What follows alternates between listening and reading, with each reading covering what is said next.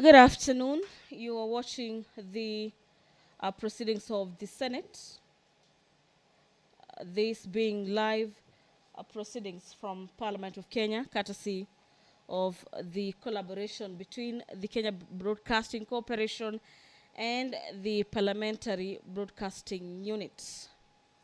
You can also follow up on this live broadcast courtesy of our YouTube channels, that is the Senate of Kenya, as well as on KBC Channel 1. And you can also catch this live broadcast courtesy of our signet channels, that is Senate TV. The street naming and property addressing system, Senate Bills number 43 of the year 2024, is a bill set for introduction in the House. This being the very first time that the bill will be read. The Street Naming and Property Addressing System Bill 2024 is an act of Parliament seeking to provide for the procedure and guidelines for an addressing system for each county and for the naming of streets and public places in counties and for the connected purposes. This act may be cited as the Street Naming and Property Addressing System Act of 2024. And this bill by Isiolo Senator Fat Modulo, is a bill that is equally critical in matters components of any county government service delivery system, and in particular, it encourages and enables e-commerce and eases identification of streets and public places, as well as improving emergency response services, enhancing the management of settlements and development in the areas, and equally will enhance improvement of revenue allocation once approved and assented to. The main objective of this bill is to provide for the procedures and guidelines for creating a county addressing system for the purposes of naming and addressing of streets and public places in counties.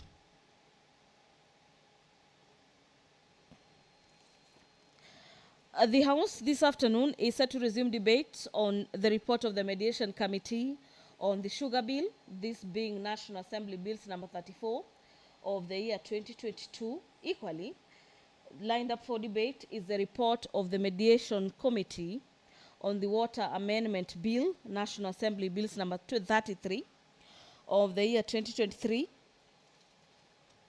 The Sports Amendment Bill, Senate Bills number 33 of the year 2024, is another bill lined up for debate this afternoon. The Speaker's procession is already in the chamber this afternoon. The Sergeant-at-Arms carrying the mace ahead of the Speaker of the Senate, Honorable Amason Kingi, who is already ready to preside over the business of the Senate this afternoon. Allow me to hand you over for this live broadcast brought to you by KBC in partnership with PBU. My name is Gladys Mungai. Enjoy your viewing. Na tuombe. Mwenyezi Mungu, tukusihi tutazame kwa neema nyingi na baraka sisi watumishi wako ambao umeridhika kutuita kwa nyadhifa za uongozi katika jamhuri hii yetu. Tukuomba tuwajalie tuyatende na kufikia mambo yote yatakayofikishwa mbele yetu kwa njia ya haki na uaminifu, ili kustawisha amani, ufanisi na heri ya nchi yetu na wale ambao haja zao umezikabidhi mikononi mwetu. Amen.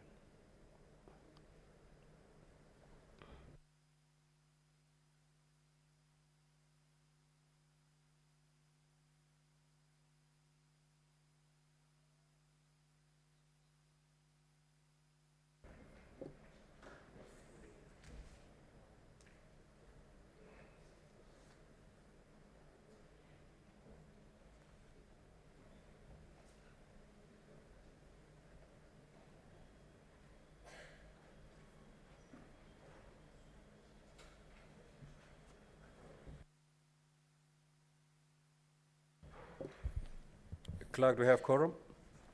Sergeant-at-Arms, kindly ring the quorum bell for 10 minutes.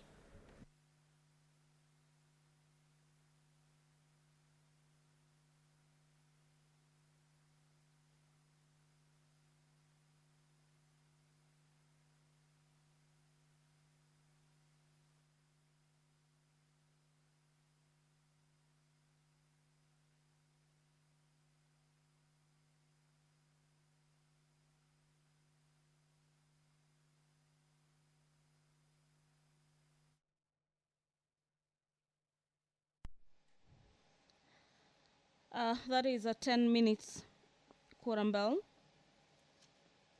As per the directives by the Speaker of the Senate, currently presiding over the business of the Senate, the 10 minutes directive for the quorum bell to be on ring mode is to give senators some leeway to make their way into the chamber this afternoon, to allow the House to raise the quorum of 15 members for the House to commence business this afternoon. And away from that, the Public Finance Management Amendment Bill, Senate Bills number 27 of the year 2024, is equally another bill currently at the second stage. This afternoon, we'll be expecting senators to debate the Environment Laws Amendment Bill, Senate Bills number 23 of the year 2024, and the County Wards Equitable Development Bill. This is Senate Bills number 20 of the year 2024 by Senator Karungo Dhangwa and Godfrey Osotsi.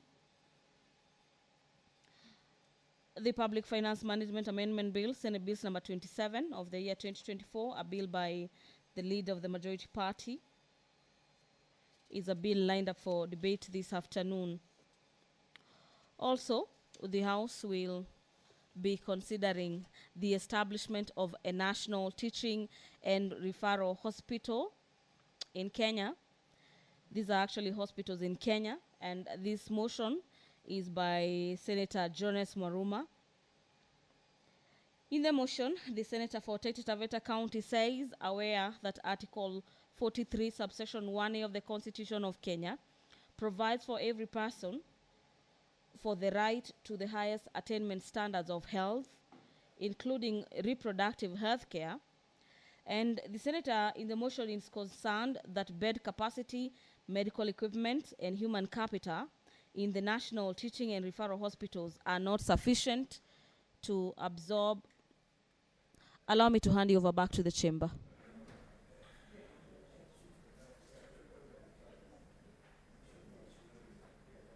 Go ahead. Order number 1, administration of oath. Order number 2, communication from the chair.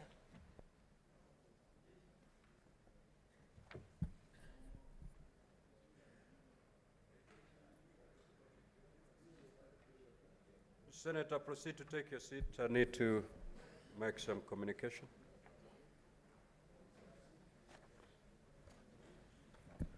Now, honorable senators would like to acknowledge the presence in the public gallery this afternoon, visiting teachers and students from Ruby Craft Adventist School in Homa Bay County. The delegation comprises 14 teachers and 108 students who are in the Senate for a one-day academic exposition. Honorable senators, in our usual tradition of receiving and welcoming visitors to Parliament, I extend a warm welcome to them, and on behalf of the Senate and my own behalf, wish them a fruitful visit.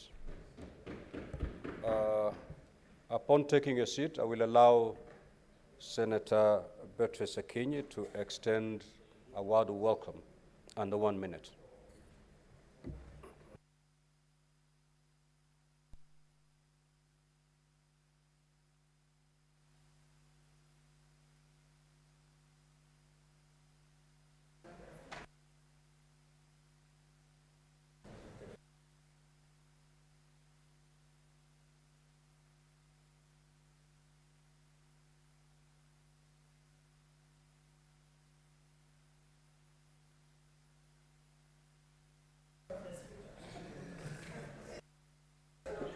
Senator Chuti, you're totally out of order. Resume your seat, please. Thank you, Honorable Speaker. Honorable Speaker, I thank you for granting me the chance to welcome the visiting students from Ruby Craft Adventist School from Homa Bay County. And on behalf of myself, Senator Beatrice Ogola, and on behalf of the Senator of Homa Bay County, Senator Moses Otieno Kajwang, who is away on official duty, feel most welcome to the Senate. The Senate is a house of representation, oversight, and legislation. We welcome you here amongst us. This is also a House of Parliament that looks at the interests of our counties. And of course, you can be a testament of the good work going on in Homa Bay County, led by Her Excellency Governor Gladys Wanga. Feel welcome, and please continue dreaming right. Thank you, Mr. Speaker, sir. Next order. Order number 3, messages. Now, honorable senators, I wish to report to the Senate that I have, pursuant to Standing Order 46.3, received the following message from the National Assembly regarding the approval of the mediated version of the Sugar Bill, National Assembly Bills number 34 of 2022. The message, dated Tuesday, the 22nd of October 2024, was received in the office of the Clerk of the Senate on Wednesday, 23rd of October 2024. Pursuant to Standing Order 46.4, I now report the message. Pursuant to the provisions of Standing Order 41.1 and 154B of the National Assembly Standing Orders, I hereby convey the following message from the National Assembly. Whereas the Sugar Bill, National Assembly Bill number 34 of 2022, which was published via Kenya Gazette Supplement number 150 of 6th of October 2022, as a bill seeking to reinstate provisions of the Sugar Act 2001 that was repealed through the enactment of the Crops Act 2013 to reestablish the Kenya Sugar Board, to invigorate the sugar sector through re-establishment of the Sugar Development Levy and the Sugar Development Fund, and to establish the Kenya Sugar Research Institutes, was considered and passed by the National Assembly on the 27th of September 2023, and thereafter referred to the Senate for consideration in accordance with provisions of Article 110(4) of the Constitution.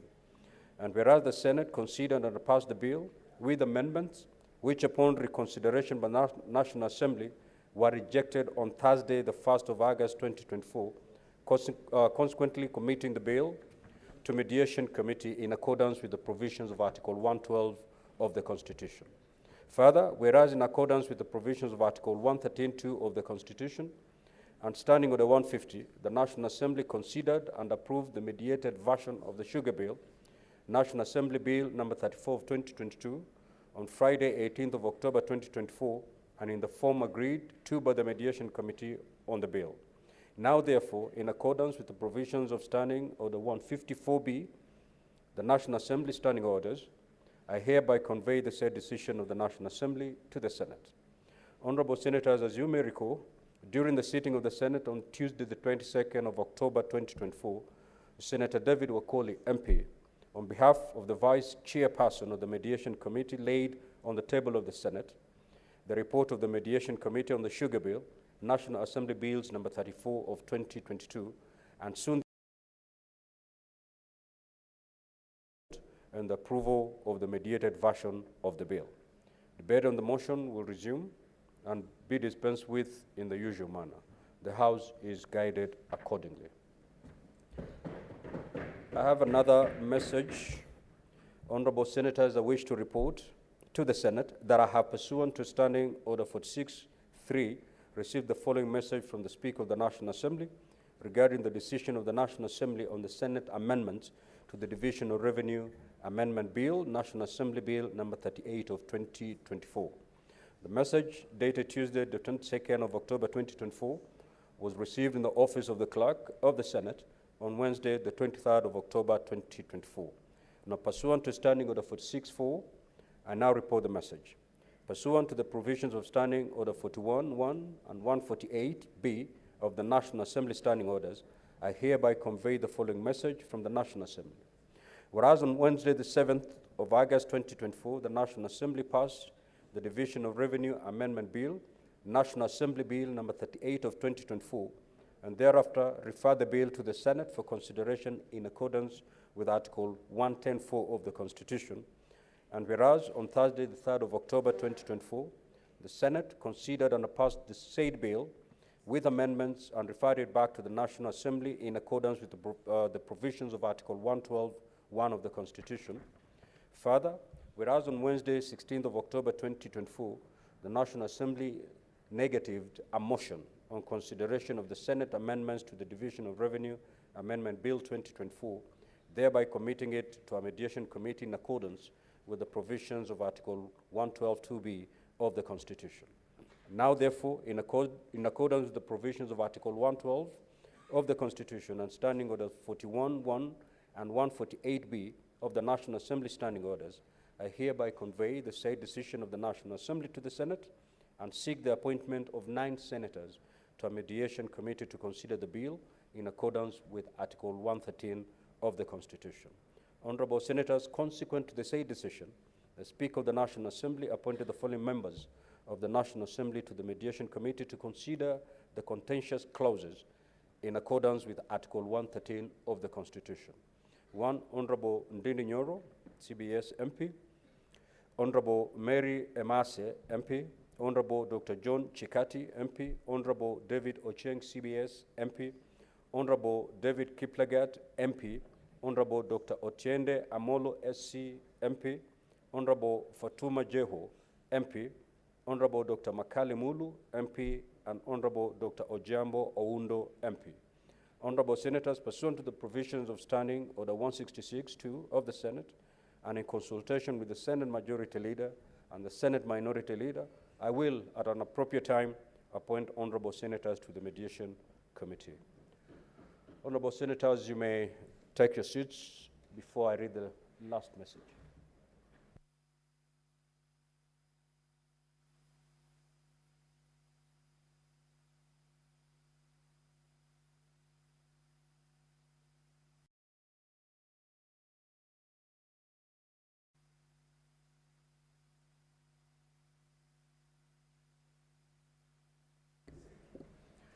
Now, Honorable Senators, I wish to report to the Senate that I have, pursuant to Standing Order 46(3), received the following message from the National Assembly regarding the approval of the mediated version of the Water Amendment Bill, National Assembly Bills number 33 of 2023. The message, dated Tuesday, the 22nd of October 2024, was received in the office of the Clerk of the Senate on Wednesday, 23rd of October 2024. Now, pursuant to Standing Order 46(4), I now report the message. Pursuant to the provisions of Standing Order 41(1) and 154(b) of the National Assembly Standing Orders, I hereby convey the following message from the National Assembly. Whereas the Water Amendment Bill, National Assembly Bill number 33 of 2023, which was published via Kenya Gazette Supplement number 108 of 4th of July 2023 as a bill seeking to amend the Water Act 2016, to provide for public-private partnerships arrangements, was considered and passed by the National Assembly on the 7th of March 2024, and thereafter referred to the Senate for consideration in accordance with the provisions of Article 110(4) of the Constitution. And whereas the Senate considered and passed the bill with amendments, which upon reconsideration by the National Assembly were rejected on Thursday, the 30th of April 2024, consequently committing the bill to a mediation committee in accordance with the provisions of Article 112 of the Constitution. Further, whereas in accordance with the provisions of Article 113(2) of the Constitution and Standing Order 150, the National Assembly considered and approved the mediated version of the Water Amendment Bill, National Assembly Bill number 33 of 2023, on Wednesday, the 16th of October 2024, and in the form agreed to by the Mediation Committee on the bill. Now, therefore, in accordance with the provisions of Standing Order 154(b), the National Assembly of the National Standing Orders, I hereby convey the said decision of the National Assembly to the Senate.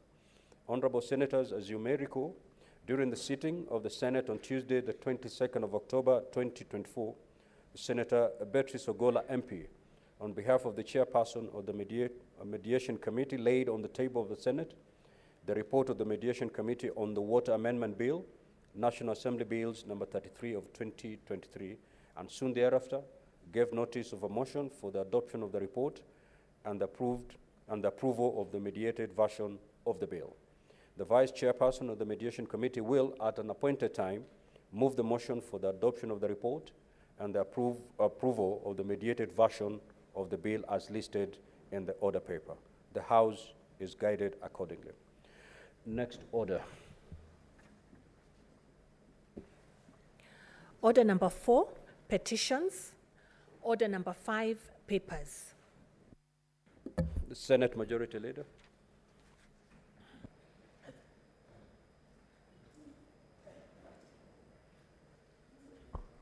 Thank you, Mr. Speaker. Mr. Speaker, sir, I beg to lay the following paper on the table of this Senate today, the 25th of October, the year of our Lord 2024, being, Mr. Speaker, the third annual report on the state of public-private partnerships, PPPs, by the National Treasury and Economic Planning for the financial year 2023-24. Thank you, Mr. Speaker. Next order. Order number 6, notices of motion. Order number 7, questions and statements. Statements pursuant to Standing Order 53-1. Honorable Senator Hamida Kibwana.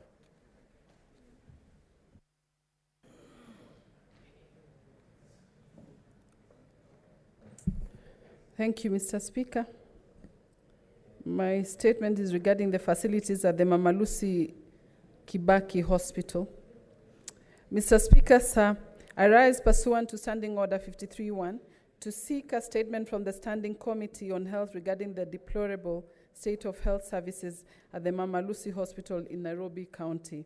Particularly in the maternity wing, reports indicate severe overcrowding with as many as 5 patients sharing a single bed.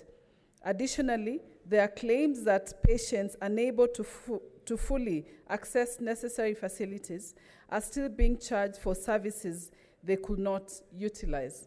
Mr. Speaker, sir, the situation raises serious concerns about the dignity, safety, and well-being of the patients relying on the hospital for essential maternity and general health care services.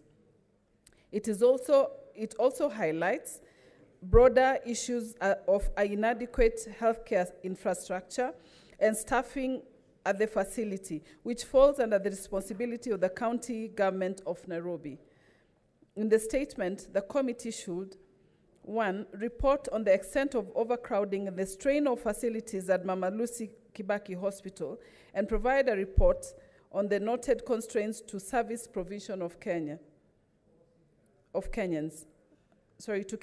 Number 2, outline the measures being taken by the county government of Nairobi to address the overcrowding, including immediate interventions and long-term plans to improve healthcare infrastructure and services at the hospital.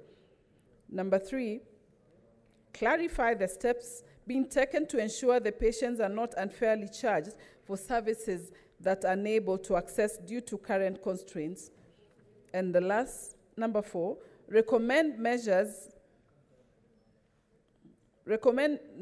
in how the national government, through the Ministry of Health, can support the county government in improving service delivery at Mama Lucy Hospital.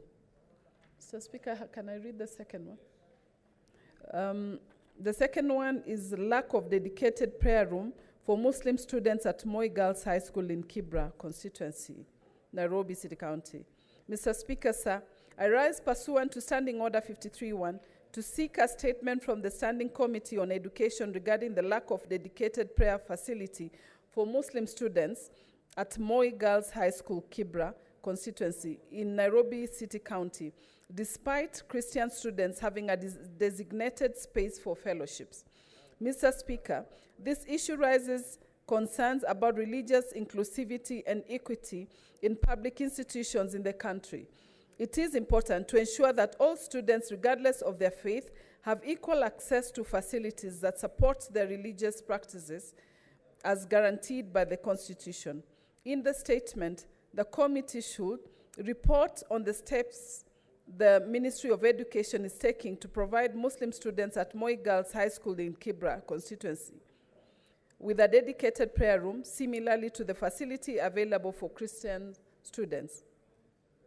Number 2, clarify the ministry's policy on ensuring religious inclusivity and equal access to facilities for students of all faiths in public schools across the country. And number 3, provide a time frame within which the ministry will address this issue and ensure that the Muslim students have a proper space for prayer and religious activities at the school. I thank you, Mr. Speaker.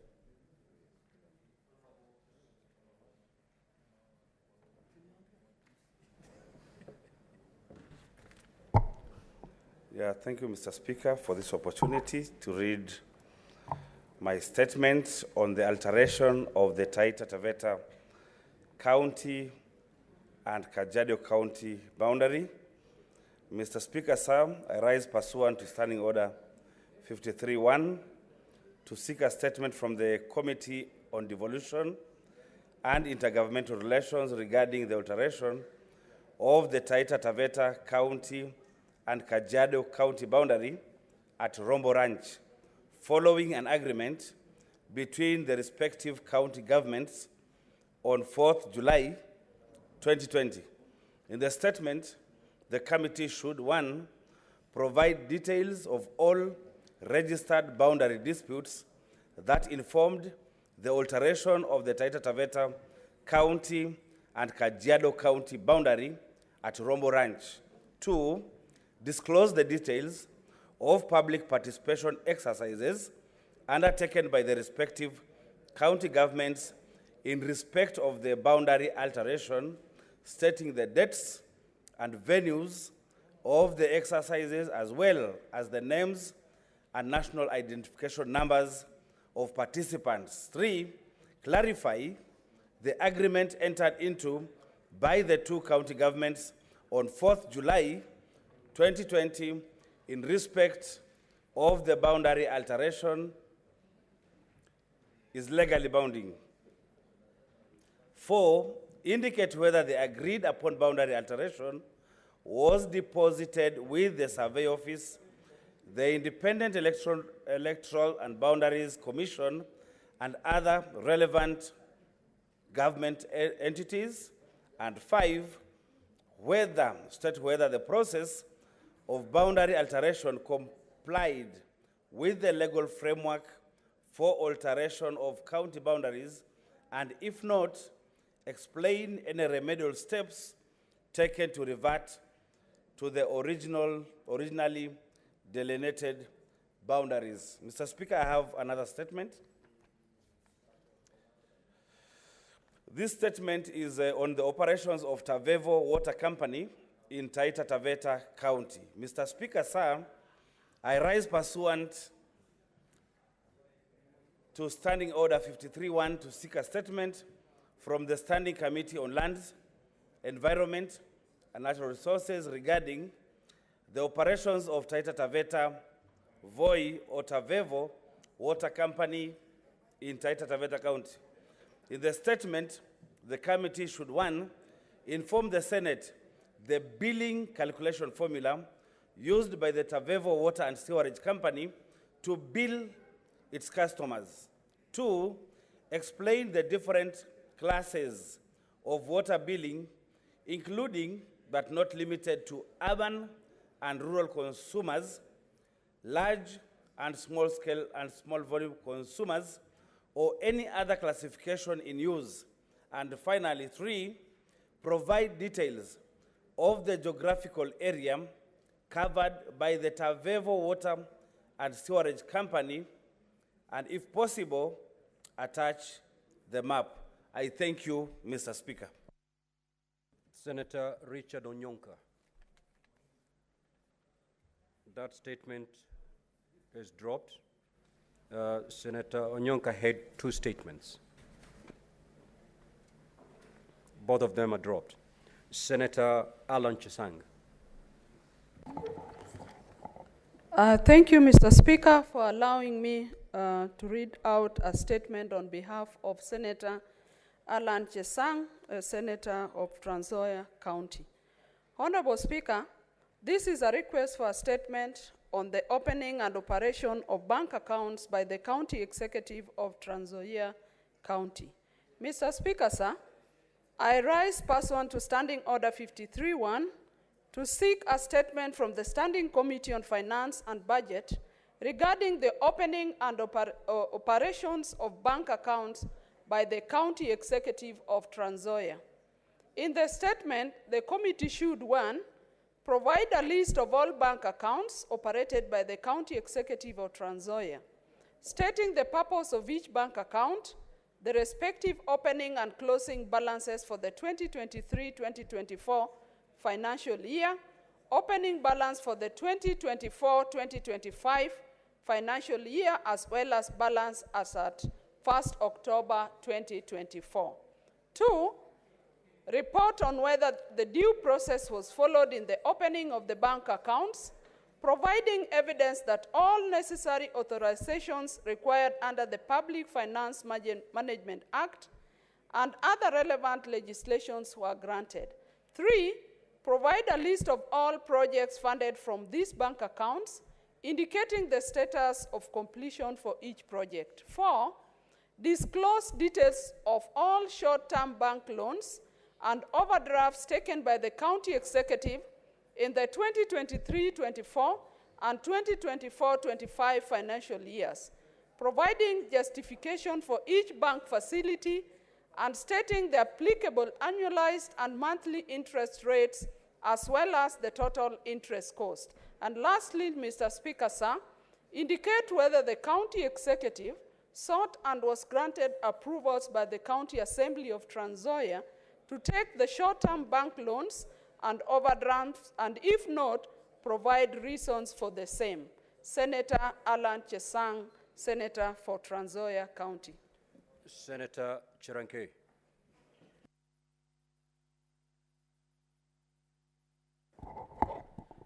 Thank you, Mr. Speaker. I have two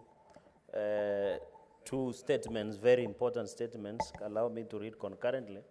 Mr. Speaker, request for statement on the indefinite closure of Moi University. Mr. Speaker, and yours truly is an alumni of Moi University. I rise pursuant to Standing Order 53 to seek a statement from the Standing Committee of Education regarding the indefinite closure of Moi University due to prolonged industrial strike by workers over alleged mismanagement of the university. In the statement, committee should, 1, report on the current financial status of Moi University, providing reasons for the delayed payment of salaries, failure by the university to remit third-party deductions of more than Kenya shillings 4.1 billion. Mr. Speaker, number 2, state the amount of money received by the university from the government in the financial year 2024-2025 financial year, indicating the student enrollment at the university, particularly under the new university funding model framework. Mr. Speaker, number 3, provide a list of all assets, including commercial properties, land and estates owned and managed by the university, indicating the market value of each asset. Number 5, disclose all liabilities of the university, providing details of the sale agreement for the purchase of Rivertex East Africa Limited by the university, which is alleged to have been financed by a Kenyan shillings 3 billion loan. Mr. Speaker, number 5, state reasons for the delay resolution of the industrial strike by workers of the university, explaining how the government plans to address the situation and providing timelines for the reopening of the university. And finally, Mr. Speaker, clarify whether students will be compensated for the reporting to school or to the university as scheduled and incurring costs, yet no learning as occurred, Mr. Speaker. Mr. Speaker, the final statement, request for a statement on the status of digitization of government services. I rise pursuant to Standing Order 53-1 to seek a statement from the Standing Committee of Information, Communication and Technology regarding the status of digitization of government services for enhanced transparency, efficiency, and accessibility in line with the Kenya's digital transformation agenda. In the statement, Mr. Speaker, sir, the committee should, 1, outline the standards used to assess the readiness of government services for digitization, as well as criteria used to prioritize the services to be digitized by government. Mr. Speaker, number 2, disclose the criteria used to evaluate the success of the ongoing digitization of government services, disclosing the strategies deployed to enhance performance, as well as the contingency plan for when the set targets are not achieved within the established timelines. Number 3, Mr. Speaker, state the challenges encountered so far during the digitization process, explaining how the experiences have informed future plans. Mr. Speaker, number 4, outline measures put in place to safeguard sensitive personal data uploaded on the digital platform provided in this service. As Mr. Speaker, finally, explain steps taken to bridge gaps in digital literacy among Kenyans and to address the challenges faced by people living with disabilities, PWDs, to ensure and enhance equitable access to digital government services. I hope Senator Crystal is listening to this part. I thank you, Mr. Speaker. The Senate Majority Leader.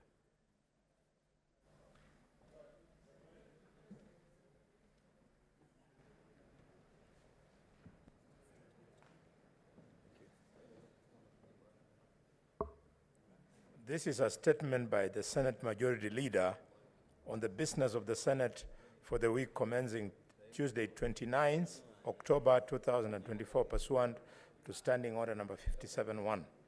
Mr. Speaker, sir, pursuant to this standing order, I hereby present the business of the House for the Senate the week commencing 29th October 2024 on Tuesday.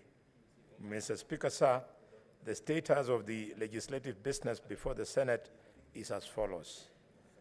A, 58 bills are pending conclusion, of which 40 are at the second reading stage, while 18 are at the committee of the whole. B, 32 motions are pending conclusion. C, 25 petitions are pending conclusion, of which 19 are due for reporting by the respective standing committees, and D, 424 statements pursuant to Standing Order number 53-1. As honorable senators are aware, in accordance with the calendar of the third session, the Senate is scheduled to proceed on recess from 1st of November 2024 until 11th of November 2024. With that in mind, I urge all honorable senators to prioritize plenary sittings in the chamber to ensure that we make progress on the business highlighted above. Mr. Speaker, sir, on Tuesday, the 29th October 2024, the Senate Business Committee will meet to consider the business for the week. The tentative business, Mr. Speaker, for that day will include business not concluded from today's order paper, as well as business indicated in the notice paper. The tentative business for the morning sitting on Wednesday, 30th October 2024, will include the scheduled questions to Cabinet Secretaries as approved by the Senate Business Committee, as well as motions, whose summary is as follows. A, question number 35 to the Cabinet Secretary for Education by Senator Dr. Bonnie Khalwale, CBS MP. B, question number 36 to Cabinet Secretary for Education by Senator Dr. Bonnie Khalwale, CBS MP. C, question number 48 to the Cabinet Secretary for Education by Senator Professor Thomas Ojenda, Senior Counsel, MP. Question number 52 to the Cabinet Secretary for Education by Senator Beatrice Ogola, MP. Question number 53 to the Cabinet Secretary for Lands, Public Works, Housing, and Urban Planning by Senator Beatrice Ogola, MP. Question number 64 to the Cabinet Secretary for Education by Senator Dr. Bonnie Khalwale, CBS MP. Question number 071 to the Cabinet Secretary for Lands and Public Works, Housing and Urban Development by Senator James Morango, MP. Question number 82 to to the Cabinet Secretary for Lands, Public Works, Housing, and Urban Planning by Senator Mwenda Kataya, Mofaya, MP. Question number 94 to the Cabinet Secretary for Lands, Public Works, Housing, and Urban Development by Senator James Lomenen, MP. Question number 95 to the Cabinet Secretary for Education by Senator Mwenda Gataya, Mofaya, MP. Question number 98 to Cabinet Secretary for Lands, Public Works, Housing, and Urban Development by Senator Edwin Sifuna, MP. Question number 100 to the Cabinet Secretary for Education by Senator Garangu Thangwa, MP. Question number 107 to the Cabinet Secretary for Education by Senator Fatuma Dulo, CBS, MP. Question number 111 to the Cabinet Secretary for Education by Senator George Mbugua, MP.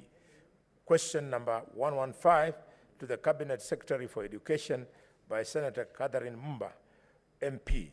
And finally, question number 119 to the Cabinet Secretary for Lands, Public Works, Housing, and Urban Development by Senator Hamida Kipwana, MP.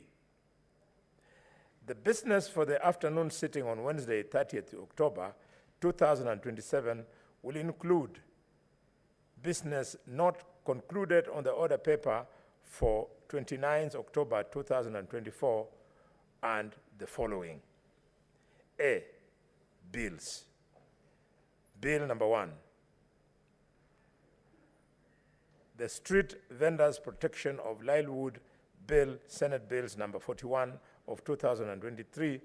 2, the Local Content Bill, Senate Bills number 50 of 2023. The Early Childhood Education Amendment Bill, Senate Bills number 54 of 2023. The Land Amendment Bill, National Assembly Bills number 40 of 2022. The Intergovernmental Relations Amendment Bill, Senate Bills number 12 of 2024. The Energy Amendment Bill, Senate Bills number 42 of 2023. The National Disaster Risk Management Bill, National Assembly Bills number 24 of 2023. The Cooperative Societies Amendment Bill, Senate Bills number 53 of 2023. The Political Parties Amendment number 2 Bill, Senate Bills number 26 of 2004. And finally, the Election Offences Amendment Bill 2, Senate Bills number 28 of 2004. B, Mr. Speaker, bills at the second reading stage. 1, the Narcotics, Drugs, and Psychotropic Substance Control Amendment Bill, Senate Bills number 1 of 2024. The County Government's Elections Laws Amendment Bill, Senate Bills number 2 of 2024. The County Oversight and Accountability Bill, Senate Bills number 3 of 2024. The County Civic Education Bill, Senate Bills number 4 of 2024. The County Statistics Bill, Senate Bills number 5 of 2024. The Provision of Sanitary Towels Bill, Senate Bills number 7 of 2024. The Statutory Instruments Amendment Bill, Senate Bills number 10 of 2024, and the County Assembly's Pension Scheme Bill, Senate Bills number 14 of 2024. Mr. Speaker, C is on motions. 1, report of the Standing Committee on Energy on its inquiry into the liquefied petroleum gas explosion in Muradi area, Embakasi, Nairobi City County. 2, report of the Standing Committee on Labor and Social Welfare on an inquiry into the welfare of workers in export processing zones in Mombasa and Kilifi counties. Report of the Standing Committee on Devolution and Intergovernmental Relationship on its inquiry into the personal security concerns raised by the Honorable Philomena Kapkori, Deputy Governor, Trans Nzoia County, reports of the Standing Committee on Devolution and Intergovernmental Relations on its inquiry into the state of markets in Vihiga and in Vihiga and Bungoma counties arising from statements sought by Senator Godfrey Osoti, MP, and Senator David Wakoli, MP. Development of a policy and law for social risk management in the infrastructure development projects in Kenya, and consolidation of bursary funds for equitable access to education in Kenya. Mr. Speaker, the projected business for Thursday, 31st October 2024 will include business not included in the order paper for Tuesday, 29th October, Wednesday, 30th October 24th, and any other business scheduled by the Senate Business Committee. Mr. Speaker, I thank you and hereby lay the statement on the table of the Senate on behalf of Honorable Aaron Cheriot, MGH, MP, Senate Majority Leader, today, 24th October 2024. Thank you. Now, honorable senators, I will allow comments for 15 minutes. We may have to agree the time per senator speaking to 2 minutes. So I'm going to allow comments for 15 minutes, each senator speaking for a maximum of two minutes. Yes, Senator Maruma. Yeah, when the statement by the majority leader was being read, he kept referring to the Committee of Lands, Public Works and Housing and Urban Development. What I would want to clarify is whether that committee has been changed. Because ordinarily, the committee is Lands, Environment and Natural Resources. I just wanted that clarification. Thank you, Chair. Chair. Yes, Senator Fernandi. Mr. Speaker, just a quick one. You remember in August 2024, I did table a letter that I had written to Parliamentary Joint Services, Mr. Speaker, and I have not received any feedback, noting that the Senate is on the session and National Assembly is not, and the services are very slow, Mr. Speaker. You remember early this week, when we resumed on Tuesday, the health club was closed. Mr. Speaker, the food is not available, Mr. Speaker. You remember when we had power outage, we were told somebody who had the key to the generator was not in the house, Mr. Speaker. Mr. Speaker, I wanted to seek your guidance. Even I have noticed, Mr. Speaker, can you believe this?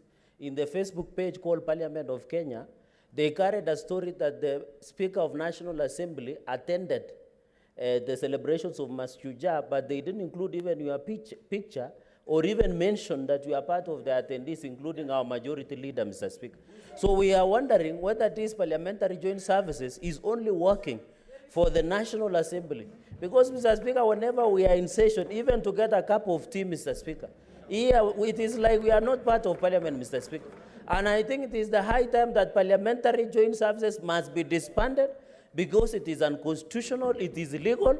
Mr. Speaker, when exchequer releases are made, let it be subdivided between the Senate and the National Assembly. We have you, Mr. Speaker, and we believe in you and the clerk and the House leadership to protect us, Mr. Speaker. We are subject to ridicule. When you go even to health club, Mr. Speaker, you are not given proper attention. Simply, they assume when National Assembly are not on session. The Parliament is not sitting, Mr. Speaker. Even small things like updating in Facebook that we are part of the people who accompany the president. Mr. Speaker, do you know it can undermine some of us politically, including you, people imagining that we are not loyal, Mr. Speaker. So, Mr. Speaker, what I'm just mentioning, and I need direction, Speaker, on my letter that I tabled and I discussed with you, Mr. Speaker, that I needed to know from Parliamentary Joint Services, the security layout. You remember there was a security breach to this house, Mr. Speaker, on 26 June 2024. No one gave us security layout. Number two, Mr. Speaker, the insurance cover in terms of repairs of the chambers of this House, Mr. Speaker. So, Mr. Speaker, I want to request members, Mr. Speaker, that we must be together in this. Parliamentary joint services is undermining Senate, and no wonder they are sponsoring a bill of even abolishing the Senate, Mr. Speaker. You have seen the JLAC of National Assembly are coming up with a bill to abolish us. We are facing an imminent threat, Mr. Speaker, so I need your direction so that this House can be accorded the dignity and the respect, and in fact, so that we can discharge our work, Mr. Speaker. I thank you, Mr. Speaker.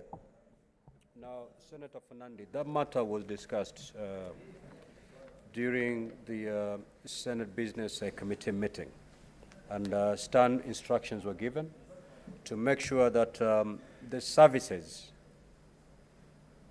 are offered without any interruption, despite the fact that the National Assembly is on recess. So if there are any instances that honorable senators are getting services that are not up to standards, then we can pick those specific complaints and handle them. Let's make progress, honorable senators. Yes, when when you're given opportunity to make comments in the statement, you can incorporate that, because we need to make progress. Senator Olekina, if you wish to use your 2 minutes. Order, honorable. Thank you, Senator. Mr. Speaker. Senator Fernandi. So if you wish to use your 2 minutes on what has been raised, it's up to you. Mr. Speaker, I think my 2 minutes are important to be used on matters. I wish to comment on the statement by Senator Hamida on the status of Mama Lucy Hospital. Mr. Speaker, in your communication this afternoon, you indicated to us that the National Assembly has rejected the amendments to the DORA that we proposed. Mr. Speaker, I want to request that the members who we will appoint to be able to go to the mediation committee, let us remain focused, because we need money to go to our hospitals. We do not want a situation where 3 or 4 parents are sharing a bed. So, Order, Mr. Speaker, honorable Senator, I really would Nakuru like to County. plead with our colleagues here that this time around we need to be able to think about how we can ring-fence money to be able to support our hospitals. In my county of Narok, we have a hospital which was funded by the World Bank. It is not complete. We need to prioritize what our priorities are, and healthcare should be one among them. So, Mr. Speaker, I hope that this statement, and I sit in the Health Committee, we can actually be able to discuss how to ring-fence money. We need to improve the bed capacity. There was a point when people were talking about Mama Lucy only having 216 beds. That was increased a little bit. But the population, people are migrating. There's a lot of rural urban migration into the city. So with that in mind, we have to think of the house that protects devolution, the house that protects the healthcare, and we find a way to reduce the money which is allocated to the Ministry of Health. Because the budget allocated to the Ministry of Health is almost 6 or 7 times the amount of money which is allocated to county governments. Senator Matthew. Thank you very much, Honorable Speaker. Allow me to comment on the 2 statements that have been sought by our brother, the Senator for Nandi. And Honorable Speaker, I think I'll start with this statement that has been sought on the indefinite closure of Moi University. And as the Committee on Education looks at the particulars that have been raised by the Honorable Senator, Honorable Speaker, if there is one part of what we as government or what we in leadership must really focus and put our energies on, is on education. Because, Honorable Speaker, it is education that equalizes most of us, and it is education that has brought most of us here. I am happy that this statement has been sought by an alumni of Moi University. And the particulars of what have been sought here, I would be particularly interested, and I don't know whether, Honorable Speaker, this could also be extended to the Committee on Labor, because one of the issues that have been raised here, a very pertinent issue, is the prolonged industrial strike by workers. If there is one aspect of this statement that I would really want to see how the committee would deal with, is the state of the amount of money received by the university, by the from the government in the financial year 2024-2025. These guys are too noisy. Indicating the student enrollment at the university and particularly under the new university funding framework. Honorable Speaker, Moi University is a big university. The enrollment is actually very massive. Would be wondering if a university that has such a huge enrollment is struggling in its running and they can be closed indefinitely because their workers are not there.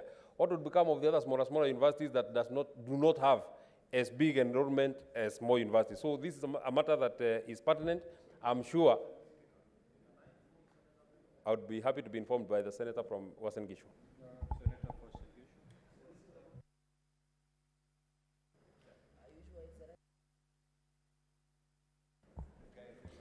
Thank you very much, Honorable Speaker, and Senator for Nyandarua for allowing me to inform him that actually Moi University is no longer the university with the highest enrollment. In fact, as we speak, Moi University has the least number of students with only about 4,600 students as we speak today. Thank you very much. Honorable Speaker, that is actually very relevant information, Honorable Speaker, because Moi University has been listed as one of the giants, academic giants that we have around. That is why it has given us the people who lead this House, led by the Leader of Majority, Honorable Aaron Cheriot, and it is very sad that it has sunk. Yes, 1 minute, Senator Matthew. 1 minute. Oh, thank you. Thank you, Speaker. It is very sad, Honorable Speaker, that a giant at the level of Moi University has sunk to its being closed for indefinitely for this long, and this matter cannot be addressed. We need to understand what exactly is happening to Moi University, and it must be looked into the root. I've seen that they even have a loan of up to a tune of 3 billion. We need to understand, Honorable Speaker, how they secured this kind of a loan, how they spent this kind of money, what they did with Rivertex East African Limited, and these are issues that would make such an institution sink this deep. I submit, Honorable Speaker. Senator Sifuna. Honorable Speaker, every time I stand here, I've always implored on my colleagues to always remember that we exist in a certain context. You cannot be tone deaf. On an afternoon when somebody has just brought a statement here on the dire state of affairs at the Mama Lucy Hospital in terms of the capacity to hold our women giving birth, then members stand up and start claiming that they have not been able to access a tea or mandazi or a health club. Honorable Speaker, as a member of the SBC, I am going to be pushing very hard that the conduct and pronouncement of certain members, even the bills that they bring before this House, they are costing the image of this House, Honorable Speaker, because those bills are tone deaf. How can somebody just stand up out of nowhere, propose a constitutional amendment to extend his own term when he's here and he was elected for 5 years? And then the rest of us are supposed to be dragged through this shame because people are looking for clout, bringing very useless bills here instead of addressing the things that are facing Wananchi, Honorable Speaker. Which is why I want to encourage our colleagues, because the majority of the members of this House know what brought them to this House. Some of us have never even gone to a sauna. A Bukusu man like myself, what is a sauna? I don't know. That is not why I was sent here. I was sent here to bring money for the people of Nairobi so that the governor can complete the new maternity wing at Mama Lucy. So, Honorable Speaker, these members who repeatedly bring shame to this House by bringing up ridiculous ideas, ridiculous thoughts, and painting them as if they are the thinking of the entire House, we need to call them out, Honorable Speaker. This is not why we were elected. Yes, very good. Senator Mungatana. Mr. Speaker, thank you for giving me the opportunity. I wanted to comment, Mr. Speaker, on the statement from the Senator of Trans Nzoia on the numerous bank accounts that that county has. Mr. Speaker, the same fate is befalling Tana River County. Mr. Speaker, Tana River County has 34 accounts that the executive operates. And Mr. Speaker, this is contrary to the provisions of the Public Finance Management Act. And even the Auditor General has called them out. But so far, Mr. Speaker, the executive has not tried, even attempted to close down some of those accounts. So, Mr. Speaker, I am asking the relevant committee, when they are dealing with the issue of Trans Nzoia government, they should as well deal with Tana River County, Mr. Speaker, with a view to closing down and bringing the relevant officers to account. I thank you, Mr. Speaker. Senator Faki. Asante Mheshimiwa Spika kwa kunipa pia fursa hii kuchangia taarifa, maombi ya taarifa yaliyoletwa na Seneta Hamid.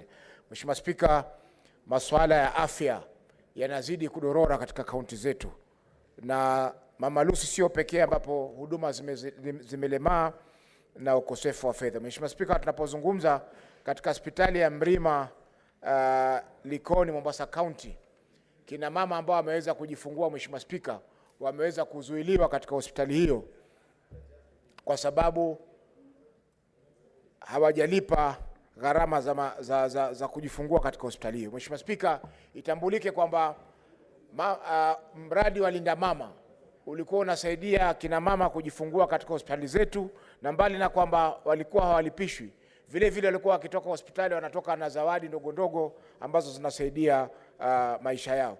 Kwa Mheshimiwa Spika, kuna umuhimu wa hili swala la afya kuangaliwa kwa undani zaidi, kwa sababu kila tunapochelewa kumaliza masuala ya dora, ina maana fedha zitaendelea kuchelewa katika kaunti zetu na huduma zitaendelea kudorora. Mheshimiwa Spika, malipo pia ya NHIF ambao sasa imeitwa shift pia yameweza kusimamishwa kwa sababu hospitali hazilipwi malimbukizi ya pesa ambazo zimeweza kudaiwa.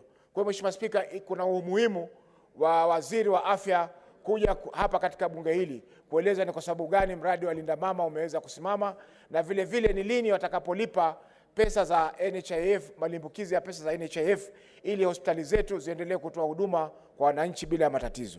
Asante Mheshimiwa Spika. Senator Veronica Maina. Thank you, Honorable Speaker. I rise to support the statement brought to the floor of this House on the state by Senator Hamida on the state of the facilities at Mama Lucy Kibaki Hospital. Honorable Speaker, it is terrible to imagine, Honorable Speaker, that hospital is so overcrowded that mothers who are giving birth have to share beds, Honorable Speaker. And maybe for a man, they may not understand what kind of an experience women have when they are delivering babies, Honorable Speaker. And I think, Honorable Speaker, if a budget was to be directed to any facility in this republic, it must look at the maternity wings that are in this nation, Mr. Speaker. I would urge the governor of Nairobi, together with the national government, to ensure that Mama Lucy is supported by an independent maternity wing, which is full-fledged, Honorable Speaker, with full facilities to support mothers and to ensure that we can reduce the infant mortality rate and we can make giving birth a very safe experience for the mothers, Honorable Speaker. And giving birth to a Kenyan child is a sacred duty, Mr. Speaker. Giving birth to a Kenyan child is a sacred duty that must be fully supported and fully given the care, the due regard and the care that mothers should have. And I would urge all hospitals in all counties, 47 counties, where women are being held back because of hospital bills after giving birth, should be released forthwith, and no woman should be held in hospital because they are not able to pay for their maternity bill charges right away, Honorable Speaker. Thank you. Now,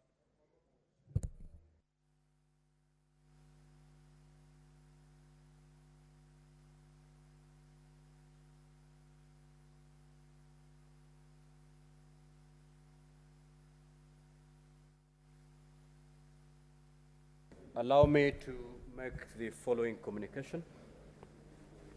I would like to acknowledge the presence in the public gallery this afternoon, visiting teachers and students from Kaliongwet Secondary School in Kericho County. The delegation comprises 2 teachers and 14 students who are in the Senate for a one-day academic exposition Honorable Senators, in our usual tradition of receiving and welcoming visitors to Parliament, I extend a warm welcome to them, and on behalf of the Senate and my own behalf, wish them a fruitful visit. I will allow the Majority Leader under 1 minute to extend words of welcome. Mr. Speaker, thank you, Mr. Speaker. I join in welcoming these students of Kaliangwet Secondary School. That's in Soensigawet Sub-County, Mr. Speaker, very close to my home. I hope in their visit to the Senate, Mr. Speaker, they've had opportunity to learn about business as we transact it. They're very lucky, Mr. Speaker, because this afternoon they'll get an opportunity that many visiting delegations don't get, which is to see us actually legislate and pass laws. We are about to do the third reading, Mr. Speaker, or to vote on a mediated version of a bill, the sugar bill, Mr. Speaker. And these students come from a sugarcane growing area. And therefore, Mr. Speaker, I hope it will be a welcome lesson to them and they'll appreciate the art of lawmaking. I thank you, Mr. Speaker. Thank you, Honorable Senators. As directed, we will interrupt debate on order number 8 and move to order number 9. Upon conclusion of division, we will resume debate under order number 8. Clerk, proceed to call that order. Order number 9, motion, report of the Mediation Committee on the Sugar Bill, National Assembly Bills number 34 of 2022. Mover to reply.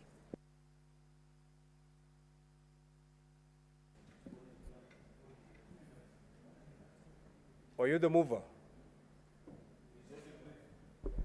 Mr. Speaker, sir, the mover of the motion is accompanying the President to an official function, and I was a seconder. I therefore request that I be allowed to reply. Mr. Speaker, sir, this particular motion has captured the imagination of this House, and very many senators, in fact, all of them have spoken in support. The senators who come from Tana River, from Kwale, from Kisumu, from Homa Bay, from Busia, from Kakamega, from Bungoma and Trans Nzoia are indeed indebted to you. These are the counties that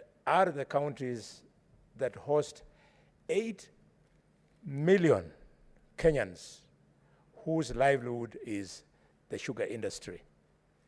We also want, on behalf of the business people who are involved in regular and legal importation of sugar, we want to thank you, Mr. Speaker, and Mr. Speaker, all other stakeholders, including the motor industry, the border industry, the school children who live on this particular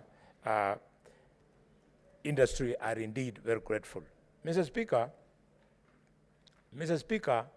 400,000 small-scale farmers have been at risk because of this particular law called the AFA law, and with this amendment, all this has been righted, and I thank everybody, and Mr. Speaker, I wish to reply. Thank you very much. Now, Sergeant at Arms, kindly ring the division bell for 2 minutes.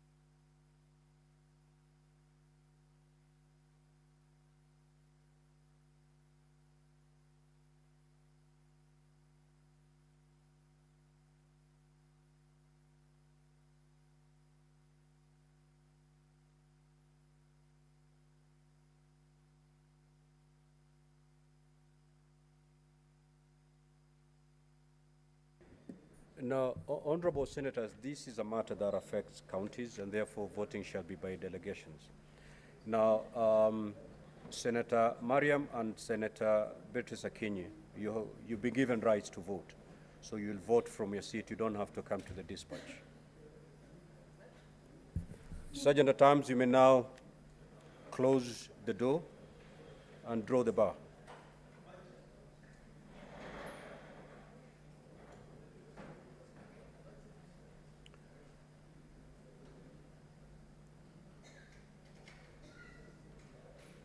Honorable senators, please kindly take your seats so that I put the question before you vote. Senator Olekina, kindly take your seat. Now, honorable senators, I will now put the question that the Senate adopt the report of the Mediation Committee on the Sugar Bill, National Assembly Bills number 34 of 2022, laid on the table of the Senate on Tuesday, the 22nd of October 2024, and further that pursuant to Article 113(2) of the Constitution and Standing Order 167(3) of the Senate, approve the mediated version of the bill. Now, before you vote, just log out, and Sergeant at Arms, kindly pick any unattended cards.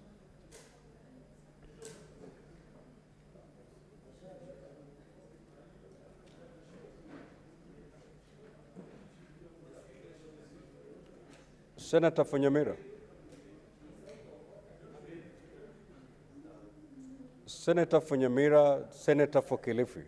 We have not suspended our standing orders. Sergeant at Arms, if you are done collecting the unattended cards, honorable senators, you may now log back and proceed to vote.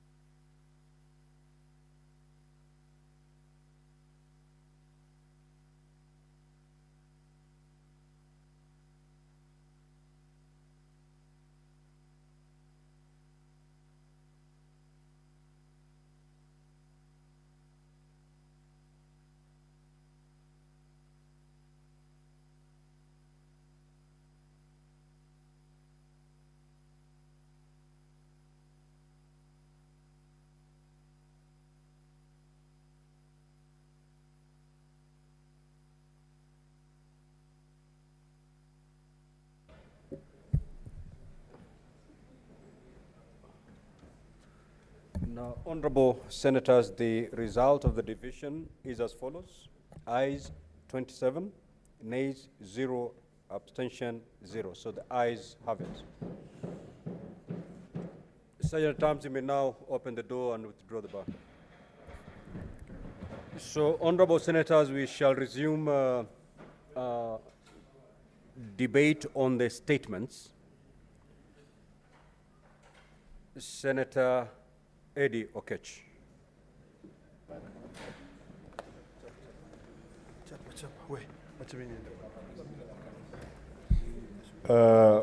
Mr. Speaker, I thank you for this opportunity, and I wanted to make a quick comment on the statement by Senator Amida on the pathetic and deplorable status of Mama Lucy Hospital.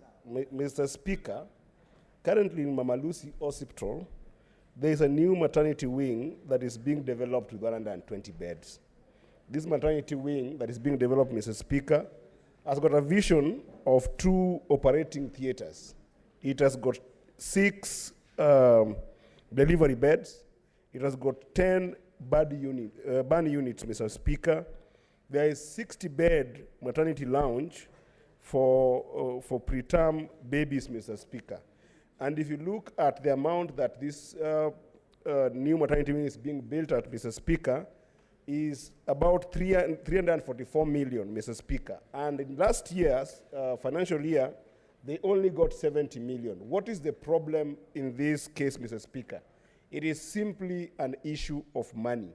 And I think that this is the time that the Senate must stand with the whole hospitals across the country and make sure that those who will be sent to mediate the DORA bill, Mr. Speaker, ensure that we give counties money and we don't go below 400 billion, because the key issue here is this, Mr. Speaker, money going to counties, Mr. Speaker. In fact, there is a stalled NMS maternal ICU unit in Mama Lucy, Mr. Speaker, and it mirrors the ongoing stalled project that we see across county hospitals, Mr. Speaker.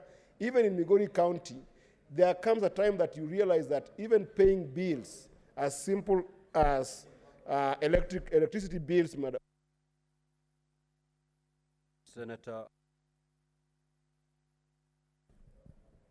Mr. Speaker, as I stand to support the statement, Mr. Speaker, I beg that I be added 1 minute for the sake of all the unborn children out there, Mr. Speaker, including the one that I carry, Mr. Speaker. Just 1 minute.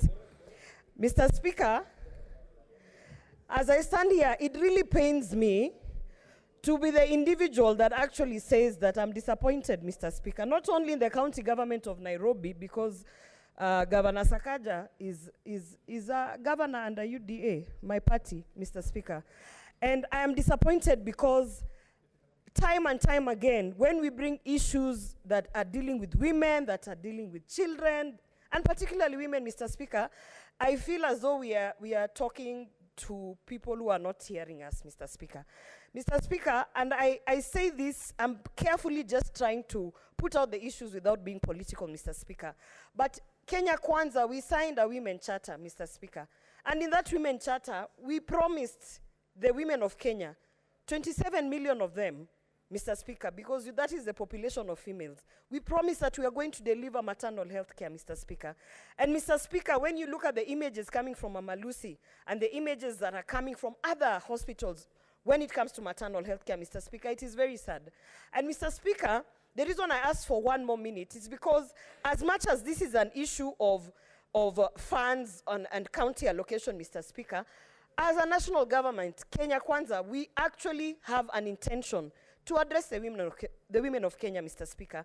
Until today, you know, we don't even have a minister of gender, Mr. Speaker. This is how much we think about women, Mr. Speaker. It is like, those are not issues that should be, you know, discussed, Mr. Speaker. There is hope. I want to ask Governor Sakaja to remember that Pumwani had the same problems. And Pumwani Hospital, where I am actually, that is where I attend my antenatal clinics. Pumwani Hospital has actually made the turnaround, Mr. Speaker. From all the horror stories that we used to hear, Pumwani Hospital has tried and made an intentional approach, Mr. Speaker. I urge Governor Sakaja to perhaps go and sit with those people in Pumwani if they need to benchmark, so that they can do something, so that in this Mama Lucy facility, where we are talking about beds and the facilities that are there, Mr. Speaker, it is also an issue of understanding how many people are they serving and how to ensure that the women like me who are pregnant, who are waiting to deliver, and I like what Senator Veronica said, that our duty to bring forth life. Mr. Speaker, I ask for 1 minute on behalf of the women. Third one now. Okay. You have 3 seconds to conclude the third one. Mr. Speaker, 3 seconds, even as we deliver.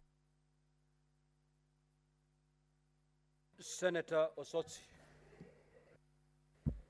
Mr. Speaker, I want to comment on the statement by Senator Cheregei regarding the status of Moi University. Mr. Speaker, it is sad to hear what is happening at Moi University, being one of our premier universities in this country. But I want to say that I think the status of Moi University should actually inform us as politicians not to interfere with the education institution. Mr. Speaker, we remember one Professor Labanairo, who is my constituent, a very renowned professor, wanted to turn around Moi University. But he was just ejected from that university because of tribalism. And now, the professor has converted Daystar University to be the Kenyan equivalent of Harvard University. So that tells you, as leaders, we should stop interfering with the running of our universities and make them purely academic without any political interference, Mr. Speaker. Mr. Speaker, I've heard the senator for Vihiga making allegations that Professor Airo was chased out of Moi University because of tribalism. Understanding Order 105, Honorable Speaker, because that university falls squarely in my county. I'm a politician from that county. Can he substantiate? And what is the place of interviews in terms of selection of vice chancellors in this country? Senator Osotsi, Mr. Speaker, kindly proceed to substantiate. Mr. Speaker, the senator for Uasin-Gishu should first of all declare conflict of interest in this matter. Because when the good professor was being ejected from the university, he was the governor of Uasin-Gishu and is among the politicians who ejected the good professor from that university. Mr. Speaker, Professor Labanairo is my constituent. I have a right to defend him, Mr. Speaker. So, and I'm ready to defend him anywhere, including on the moon. Senator Mr. Osotsi, Speaker. you know, you've made one more allegation. One, the first one was that the good professor was chased away of the university on tribal basis. That's one. Secondly, that the senator for Uasin-Gishu County, Senator Mandago, actually directly was involved in chasing away the professor. You need to substantiate those two allegations. Mr. Speaker, what I'm talking about is facts, and the truth will set you free. I am ready to substantiate. It is common knowledge that Senator Mandago was the then governor of Uasin-Gishu, and together with the then senator, they participated in ejecting Professor Labanairo from Moi University. And I'm ready to substantiate, Mr. Speaker. Next week, I'm ready to substantiate. Order, I think Senator I would Osotsi like requested for next week. Boni Khalwale to inform me. Yeah, Honorable Osotsi has requested for time so that he can substantiate. So Senator Osotsi will proceed to substantiate next week. Mr. Speaker, I'm ready to substantiate, and I want Dr. Boni Khalwale to inform. All right. You can proceed to inform Senator Osotsi. Mr. Speaker, I want to thank the Senator of Vihiga for accepting to be informed. Senators, we should recall that a few days ago, we voted to remove Deputy President and tribalism was on the card. Mr. Speaker, a video has been doing rounds, and the person depicted is the Senator of Uasin Gishu, former Governor Mandago. And Mr. Speaker, in that video, it is recalling the role he played in removing Professor Ayiro. Mr. Speaker, sir, because of the seriousness of tribalism, we should call out the Senator of Uasin Gishu. Mr. Speaker, I was in this house. I remember we moved a motion, and we called out. Honorable. I'm informing. Honorable senators. Senator Boni, take your seat. Senator Boni, take your seat. Order, order, order, order, honorable senators. Senator Fernandi, you cannot rise on a point of order against a point of information. Now, honorable senators, allegations have been made, very serious allegations, by the Senator for Vihiga. He has requested for time to enable him substantiate. Senator Boni, that does not amount to information, the one you're passing. And I have not had the advantage of looking at the video, so you cannot even refer to it. So we will allow Senator Osotsi to substantiate next week. What, if you look at the standing orders, it's very clear. We go by standing orders, Majority Leader. So let's leave it there. Senator Osotsi, your time had run out. So we go to the Majority Leader. You may proceed to take your 2 minutes. Mr. Speaker, I wanted to speak about Mama Lucy, but now I've been distracted by the very unnecessary attacks on a colleague by none other than Boni Halwale. Mr. Speaker, you cannot allow that to remain on record. Discussing a colleague, the provisions are clearly provided for in our standing orders, Mr. Speaker. If Senator Boni Halwale wanted to discuss the conduct of Senator Jackson Mandago, it is provided for in our standing orders. Why are you allowing, Mr. Speaker, this to be a marketplace where I can rise and begin to discuss anybody, including your conduct? Mr. Speaker, that is not right. Minority Leader. That is not right, Mr. Speaker. Minority Leader, just take your seat. You'll resume your contribution. I directed, because 2 allegations had been made.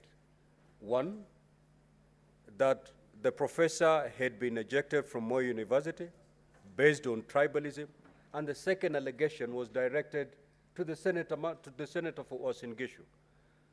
And I directed Senator Osotsi to substantiate, which he sought time. So the issue of Senator Mandago being brought in here, we will hear the substantiation when we resume next week.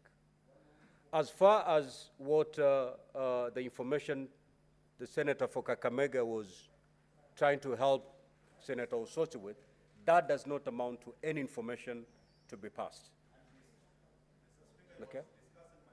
And to the extent that it was not information helpful to Honorable Senator Osotsi, and to the extent that it touches on the conduct of one of the honorable senators in this House, then Senator Boni Kalwale, you need to retract that statement and allow Senator Osotsi to come and substantiate on his allegations. Just retract and take your seat. No speeches.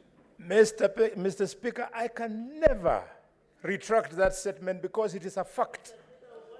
Okay, then, Senator Boni, you're out of order, and I will ask you to leave the chamber for the rest of today's sitting.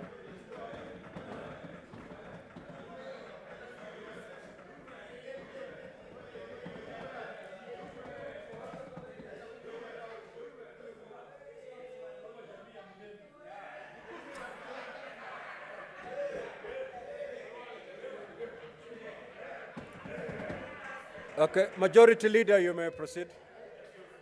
Speaker, thank you for granting Senator Boni Alwale a chance to enjoy his favorite glass of changa early in the day. Mr. Speaker, can I quickly now... Majority Leader, you are discussing the conduct of Senator Boni.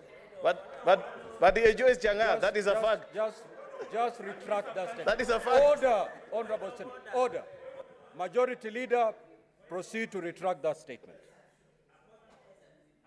Mr. Speaker, I withdraw changa and replace it with his favorite drink, which is known anyway. Senator, Majority Leader, conclude. You have 1 minute to go. Mr. Speaker, quickly, now to more serious issues. Mr. Speaker, I want to add my voice to the issue of Mama Lucy Hospital that has been brought by Senator Hamida. Where Mama Lucy sits today, Mr. Speaker, is where I played football as a young boy, from the age of 2 up to the time I became an adult. The people being served in that particular hospital today are friends that I grew up with. If I was not a senator in this house, Mr. Speaker, perhaps that's where I'd be doing other duties as what has been brought about by this senator. Therefore, Mr. Speaker, I want to plead with the chairperson of the Health Committee to treat this matter with the urgency that is needed. If citizens of this republic are sharing 4 to 5 people, one hospital bed, Mr. Speaker, then the intervention of the county and the national government, Mr. Speaker, is urgently needed to alleviate the suffering that is being faced by these citizens. I beg Senator Mandago and his team of the Health Committee to treat this matter with the urgency that it deserves. I thank you, Mr. Speaker. Senator Beatrice Ogola. Honorable Speaker, I want to first, as I support Senator Mida's statement, I want to congratulate all the men in our lives, and especially this special man in the life of Senator Gloria Orwoba, that is going to give birth to a new Kenyan very soon. But, Honorable Speaker, my problem, Honorable Speaker, I keep wondering whether, is it fair that 60 years after independence, women have to deliver in distress, Honorable Speaker? There's 9 months that we go through being pregnant is distressed enough. Honorable Speaker, if 4 mothers or 2 mothers that have delivered are sharing a bed, this recommendation is not implemented. Madam Speaker, the other one is about education system. Madam Speaker, there is a freedom of religion. Madam Speaker, most of our schools, be it private or public, there's no a special place for prayer for Muslim students. And again, some of the students, of Muslim students, are forced to do to learn Christian religion. That means the students are forced not to do IRE because they don't want to. The management will not allow the student to prosper in their religion. Madam Speaker, when it comes to this health issue, the SHA normally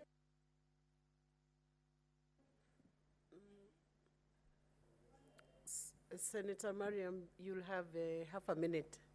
Finish the sentence. Madam Speaker, SHA tackles level 2 up to level 5. And if Mama Lucy is level 5, and if it is pathetic like that, do you think that this SHA issue can be implemented properly? Thank you, Madam Speaker. Thank you. Senator Mofaya Gataya Mwenda. Thank you very much, Madam Speaker. Madam Speaker, I want to contribute on the statement of Mama Lucy. And I want to say that when I remember Mama Lucy, Madam Speaker, I remember it with a lot of nostalgia. I remember I lost my niece there, I think some 2-3 years ago, because of sheer neglect and irresponsible medical staff. And Madam Speaker, across the country, I think I would call upon the Committee on Health to give this House a detailed report on the status of the facilities. Because, Madam Speaker, quite a number of rural facilities are relatively dilapidated. There is nothing to show. No, the staff are just very relaxed, Madam Speaker. And I think it is their time that the committee must move with speed and make sure that this house gets to know the status of every condition in our country.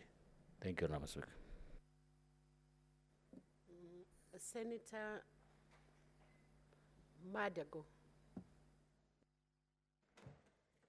Honorable Speaker, thank you very much for the opportunity. Honorable Speaker, I will request for extra 3 minutes because the matter of health is in my committee, and I also want to comment on Senator Cherarge's statement.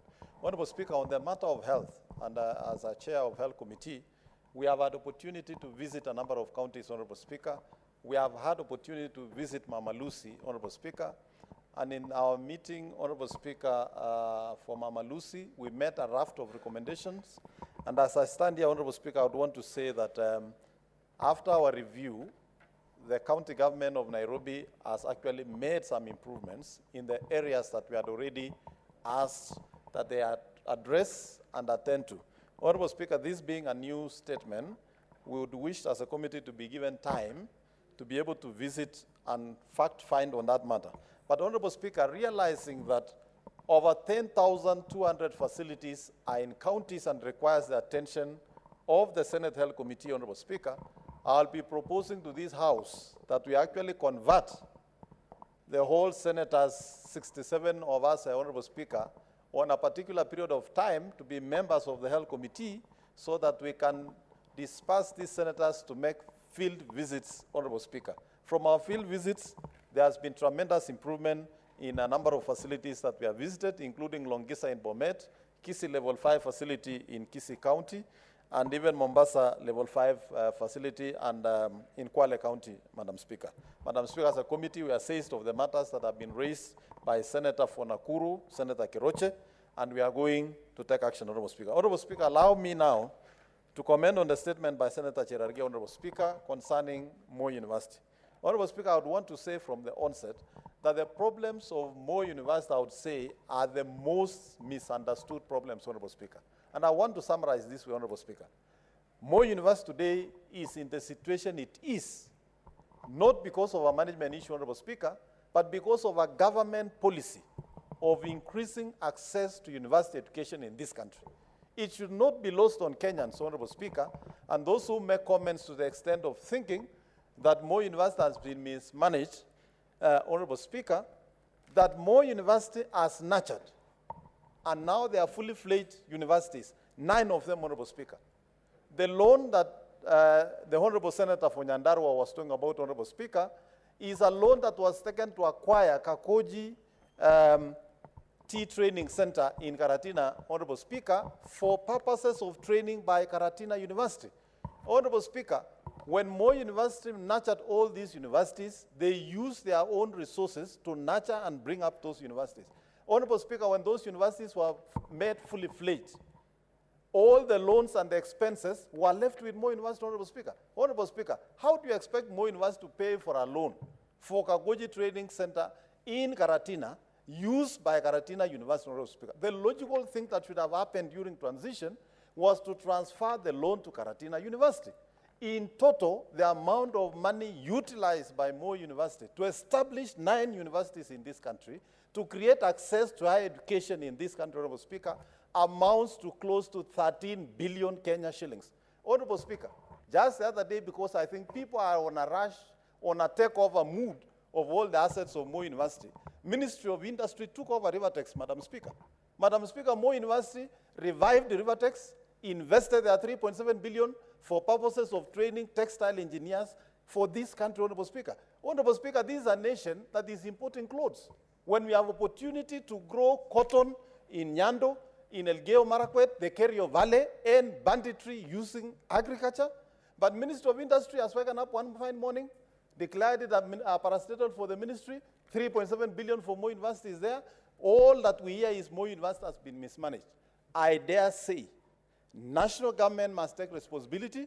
National Assembly has the responsibility of budgeting at least 15 billion Kenya shillings to get Moi University out of the woods that the government, as a policy, put more university into it, Madam Speaker. Finally, Madam Speaker, it is difficult to even understand how COOPS can decide that more university with a declared capacity of 14,000 students gets 6,000 students in an enrollment, Honorable Speaker, while a small university like Kisii University, Madam Speaker, which was started the other day, sitting in some few acres of land, Madam Speaker, gets 16,000. What is the rationale that has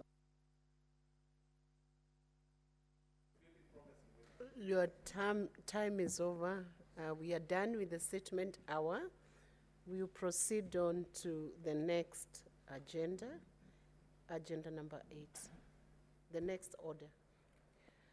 Order number 8, the Street Naming and Property Addressing System Bill, Senate Bills number 43 of 2024, first reading, a bill for an act of parliament to provide for the procedure and guidelines for an addressing system for each county and for naming of streets and public places in counties and for connected purposes.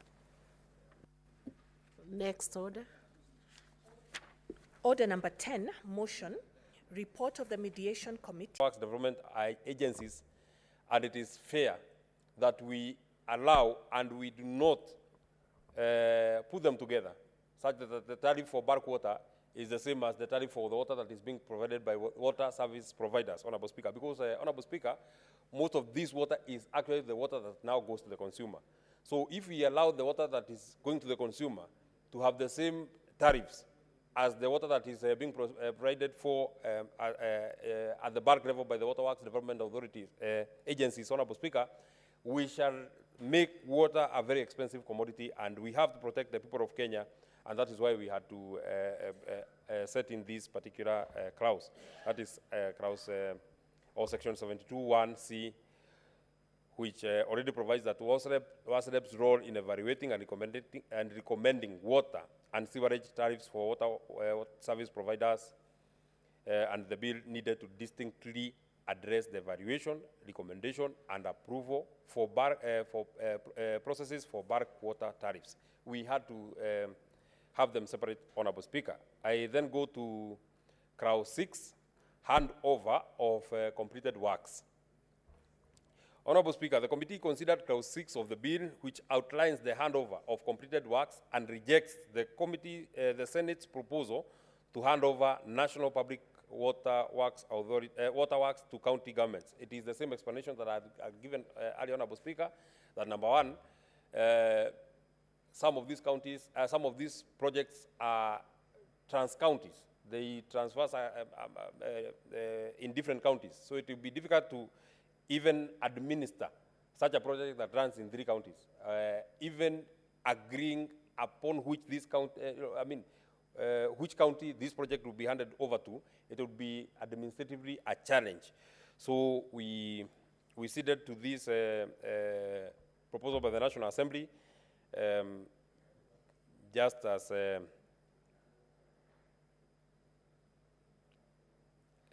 we had agreed. And Honorable Speaker, also important to note that the mother intention of this bill is that we can create a framework for making water a tradable commodity so that private people can be able to engage in water projects, and the easiest people to engage with are the Waterworks Development Authorities. So it will be difficult then, if a private person is the one that developed this project, then it has been handed over to a county, and the agreement had been entered with the Waterworks Development Authority. It would be a very unneat situation. Please, Honorable Speaker, allow me to then go to clause 5. Section 72 of the Water Act, Cap 372, empowers the regulatory board to publish the regulatory standards without the approval of the Cabinet Secretary. For consistency with the provisions of the law, and in order for WASREP to maintain the independence and autonomy in its operation, WASREP, the regulatory board, should be empowered to set national standards for the water, for the provision of water services and asset development for water services providers without approval of the Cabinet Secretary. Honorable Speaker, I'm sure from what I have read, you know what we are protecting, what we are trying to protect, Honorable Speaker. It is now an overreach by especially the executive through the Cabinet Secretaries, Honorable Speaker, in a body that is independent, that has been tasked with the responsibility of ensuring that they are the ones that are setting tariffs, and they are the ones that are publishing regulatory standards. So for it to require another approval by a cabinet secretary, we felt that this would be an overreach of the executive. Honorable Speaker. We need to protect the water, the WASNEP from this overreach by the executive, and that is why we in the mediation committee actually agreed on this particular mediated version of this particular section of the law. However, pursuant to Section 2 and 22 of the Statutory Instruments Act guidelines, the statutory instruments, and consequently there is a requirement for the publication in the Gazette. Section 2 of the Statutory Instruments Act includes guidelines in the definition of the statutory instruments as follows. Statutory instruments mean any rule, order, regulation, direction, form, tariff of, cost of fees, letters, patent, commissions, warrant, proclamation by law, resolution, guideline, or any other statutory instrument issued, made, or established in the execution of a power conferred by or under an act of Parliament under which the statutory instrument or subsidiary legislation is expressly authorized to be issued. So whereas Section 22 provides for the publication of the statutory instruments, subject to Section 2, every statutory instrument shall be published in the Kenya Gazette and shall be assigned a serial number as of the year and that kind of a thing, Honorable Speaker. But what was agreed upon in this particular section of this particular law is that the Cabinet Secretary shall not have to approve or superintend over work that has already been delegated to the water, to WASREB, the regulatory body. Honorable Speaker, allow me then to go to clause 11. There are not very many clauses that we were dealing with at the mediation level, Honorable Speaker. So I'm not very far from through. I'm actually just 2 sections away from through. Honorable Speaker, clause 11 is an amendment to section 14 of the objects of the Water Sector Trust Fund.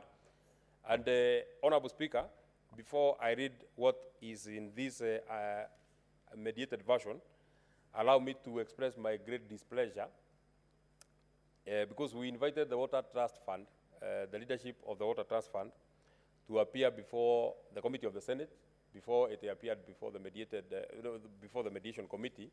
And what we have been trying to protect, Honorable Speaker, is a proposal to allow Waterworks Development Authority to partake upon the budget of the Water Sector Trust Fund. Honorable Speaker, and I would have wished to refer to the Constitution, and I know those who comment after me will tell you that the reason why the Water Sector Trust Fund was mooted, and the reason why it is part of the government agencies that we have, is so that they can be able to reach where Waterworks Development Authorities cannot get to go, Honorable Speaker. In fact, specifically it is there in law that for them, their appraiser or their budgets are supposed to go to the most rural parts of this republic, Honorable Speaker, where it would be economically not viable for any either county government or the national government. They will find it not economically viable to provide water to the people who live in such areas, Honorable Speaker. It is this inequality that necessitated the formation of the Water Sector Trust Fund. So we felt bad that they didn't support the position that had been taken by the Senate, that we should not allow WWDAs, that is the Waterworks Development Agencies, from partaking from their budget. Because, Honorable Speaker, this was our argument. Where does the funding of the Water Sector Trust Fund come from?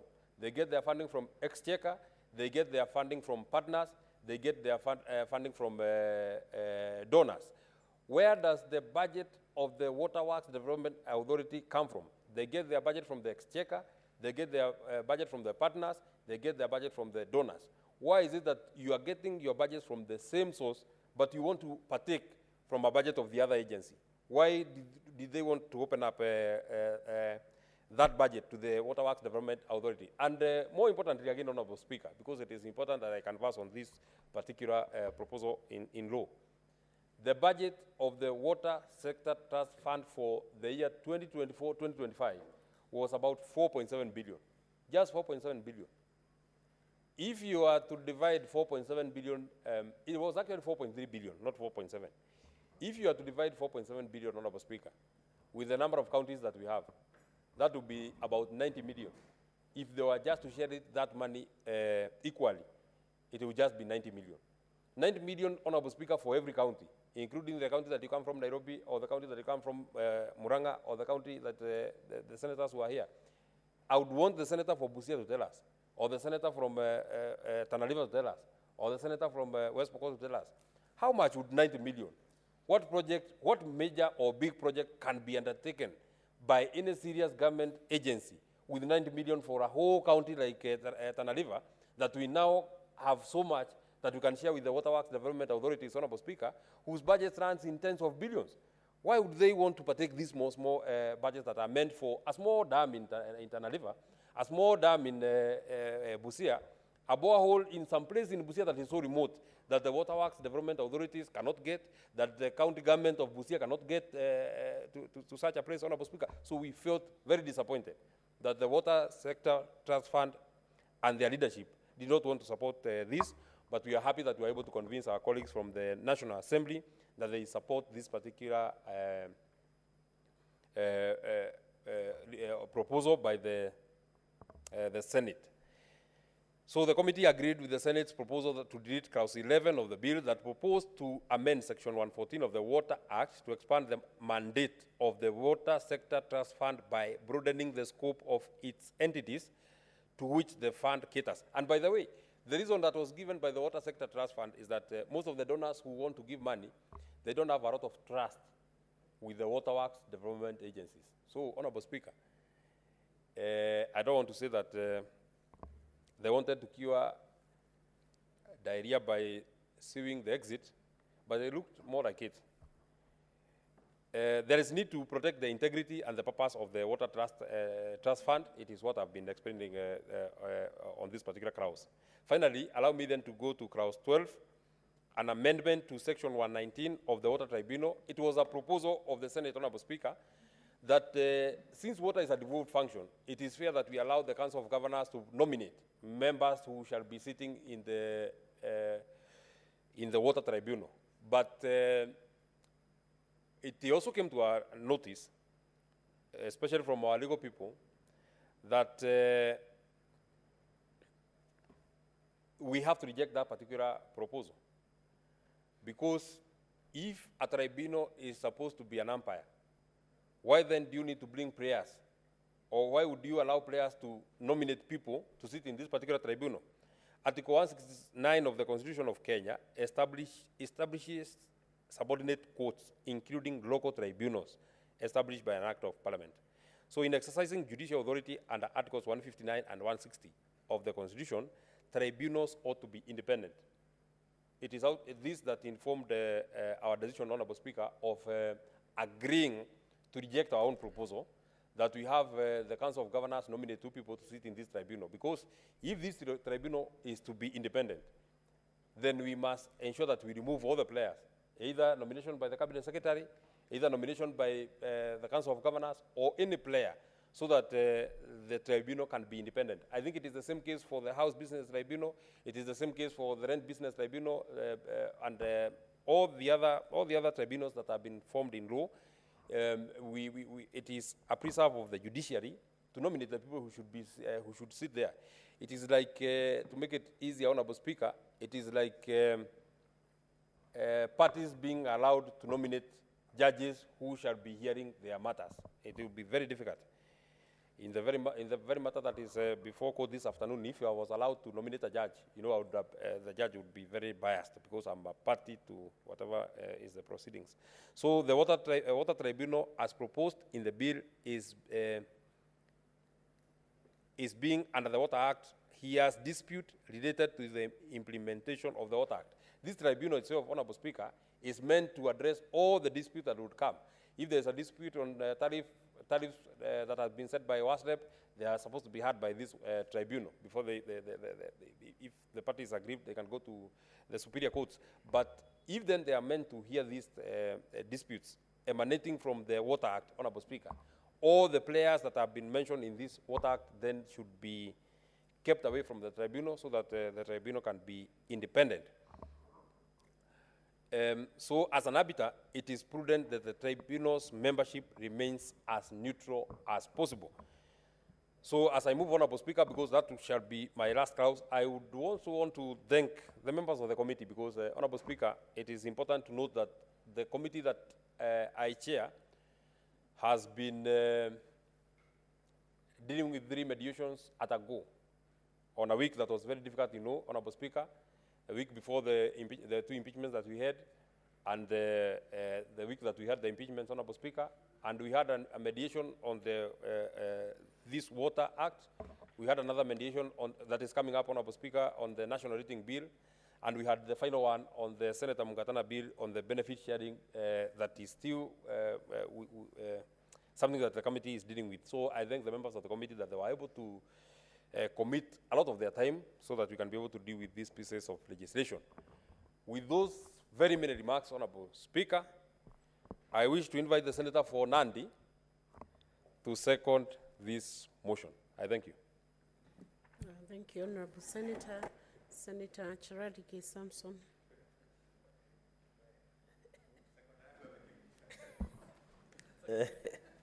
Thank you, Mr. Speaker. Sir, I want to take this opportunity. Please take Madam note of, Speaker, sorry. Madam Speaker, thank you. Thank you, Madam Speaker, for allowing me to second this motion of the mediated version of water bill. I want to thank the chairperson, who coincidentally is our chair of lands, environment. For I don't know how long he will be, but we want to wish him well, Mr. Speaker. So, Speaker, Madam Speaker, Senator Charadike, what are you insinuating by saying you do not know how long he will be chair of standing committee on lands and natural resources? Are you insinuating at removal of the chairperson or resigning or otherwise exiting from his duties as the chair of this committee? Madam Speaker, you know, after 5 years, we'll go and seek for mandate unless we add more. But the point I try to make that it will reach a time he will be reassigned maybe to another committee as a chair or lighter duties. Are you privy to such information, Yeah, which you I'm need to privy. disclose to the House? No, I'm privy, but I've told him in confidence. So, but he's doing a good job. That one does not mean that he's not doing a good job. Proceed. And Madam Speaker, you need to protect Metu from the majority leader, because you can see the excitement of majority leader on the matter. I want to congratulate Senator John Metu, one of our youngest senators in the House, for proving time and again that he is equal to the task.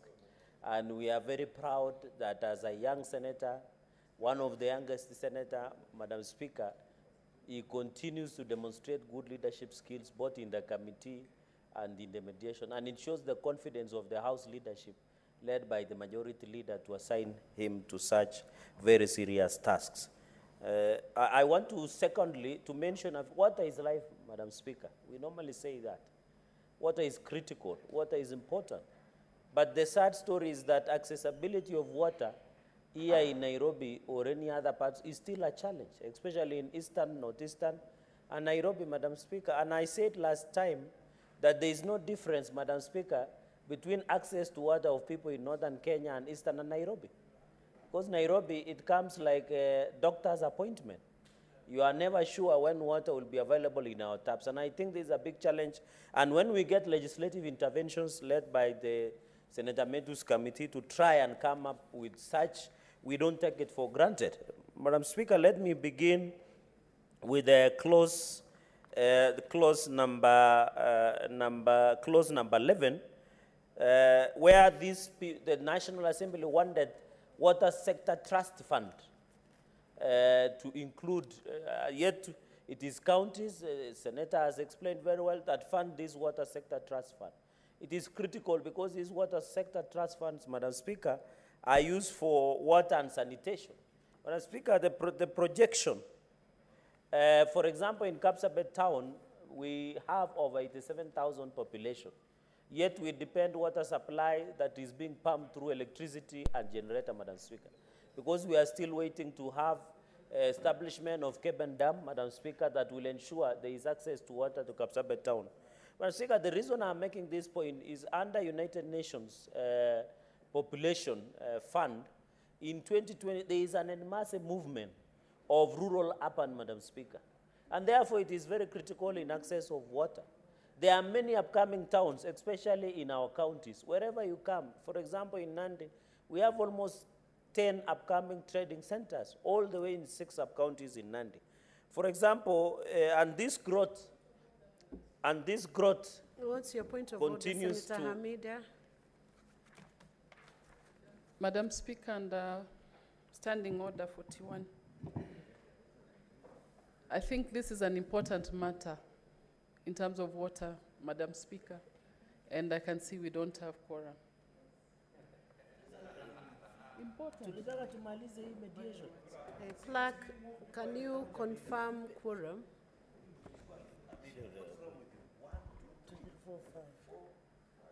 Let's have the quorum bell ring for 10 minutes.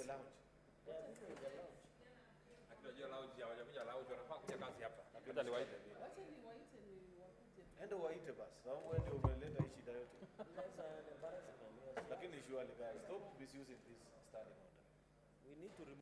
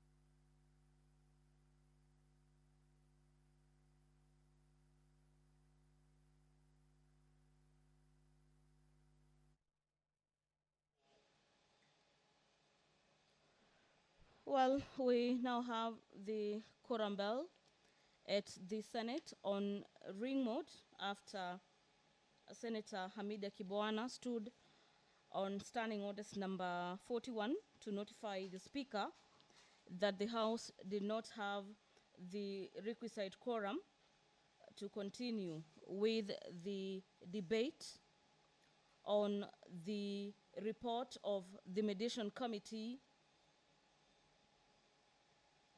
on the Water Amendment Bill, National Assembly Bills number 33 of the year 2023, according to the Senator. The issue of water is a crucial aspect in the country and ought to be debated when the House has quorum. And guided by the standing orders of the Senate, the Speaker at the moment, Senator Veronica Maina, has directed that the quorum bell be rung for 10 minutes so that senators within the presence of Parliament can make their way back to the chamber to the necessitation of the quoration of the House to continue with the debate. The debate on the floor is a report of the Mediation Committee on Water Amendment Bill, National Assembly Bills number 33 of the year 2023.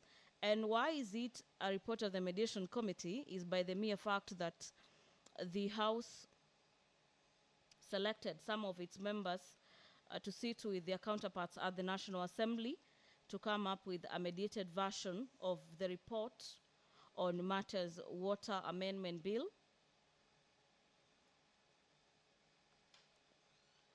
Let's now have a look at the Water Amendment Bill number 23. It is an act of Parliament seeking to amend the Water Act of 2016 to provide for the public-private partnership arrangements for the connected purposes.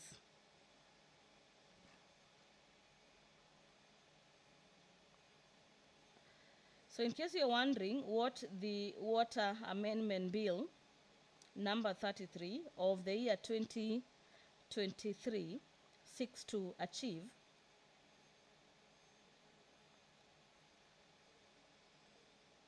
this bill seeks to, among others, provide for powers and functions of waterworks development agencies, which shall be to undertake the development, maintenance, and management of the national public waterworks within the areas of their jurisdictions. The water development agencies are also set to operate the waterworks and provide water services as water service providers until such a time as the responsibility for the operation and management of waterworks are handed over to the county government's joint committees, authority of the county government, or water service providers within the area of their jurisdiction or supply of the waterworks are located. The Waterworks Development Agency is equally required to provide a reserve capacity for the purposes of providing water services, where pursuant to sections 103, the regulatory board orders that there is transfer of water services functions from the defaulting water service providers to other licensees. Well, the Senate this afternoon, the members of the Senate have been making their ways back into the chamber this afternoon to allow the House raise quorum to continue with the debate on the report of the Mediation Committee on the Water Amendment Bill, National Assembly Bills number 33 of the year 2023. Allow me to hand you over back to the chamber.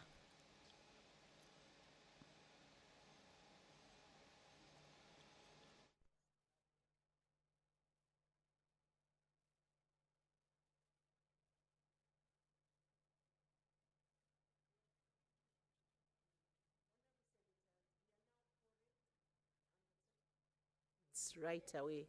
So Senator Chiradige, take the floor.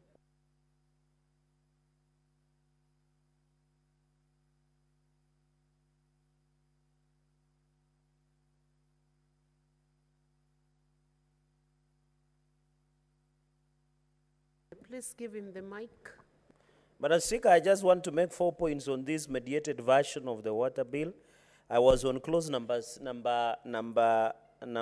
11, where we were saying that this water trust sector trust fund should remain with counties. Madam Speaker, because most of the funding comes from the counties, and I was just informing the House that, Madam Speaker, with the affordable housing program of the government, now we need water and sanitation, Madam Speaker. I can give you statistics on the benefit of the House, that according to the Population Kenya Bureau of Statistics, in 2023, we had more than 16,265,693 Kenyans in urban areas, Madam Speaker. And this was an increase of 3.81%, because in 2022, we have close to 15.6 million Kenyans that were in urban areas. So it means access to water and sanitation will become very critical, and therefore the intention of National Assembly to thin the water trust fund was very unfortunate, but I'm happy that they agreed with our proposal that since most of the funding that goes to water sector trust funds should remain with counties, and therefore it is very critical.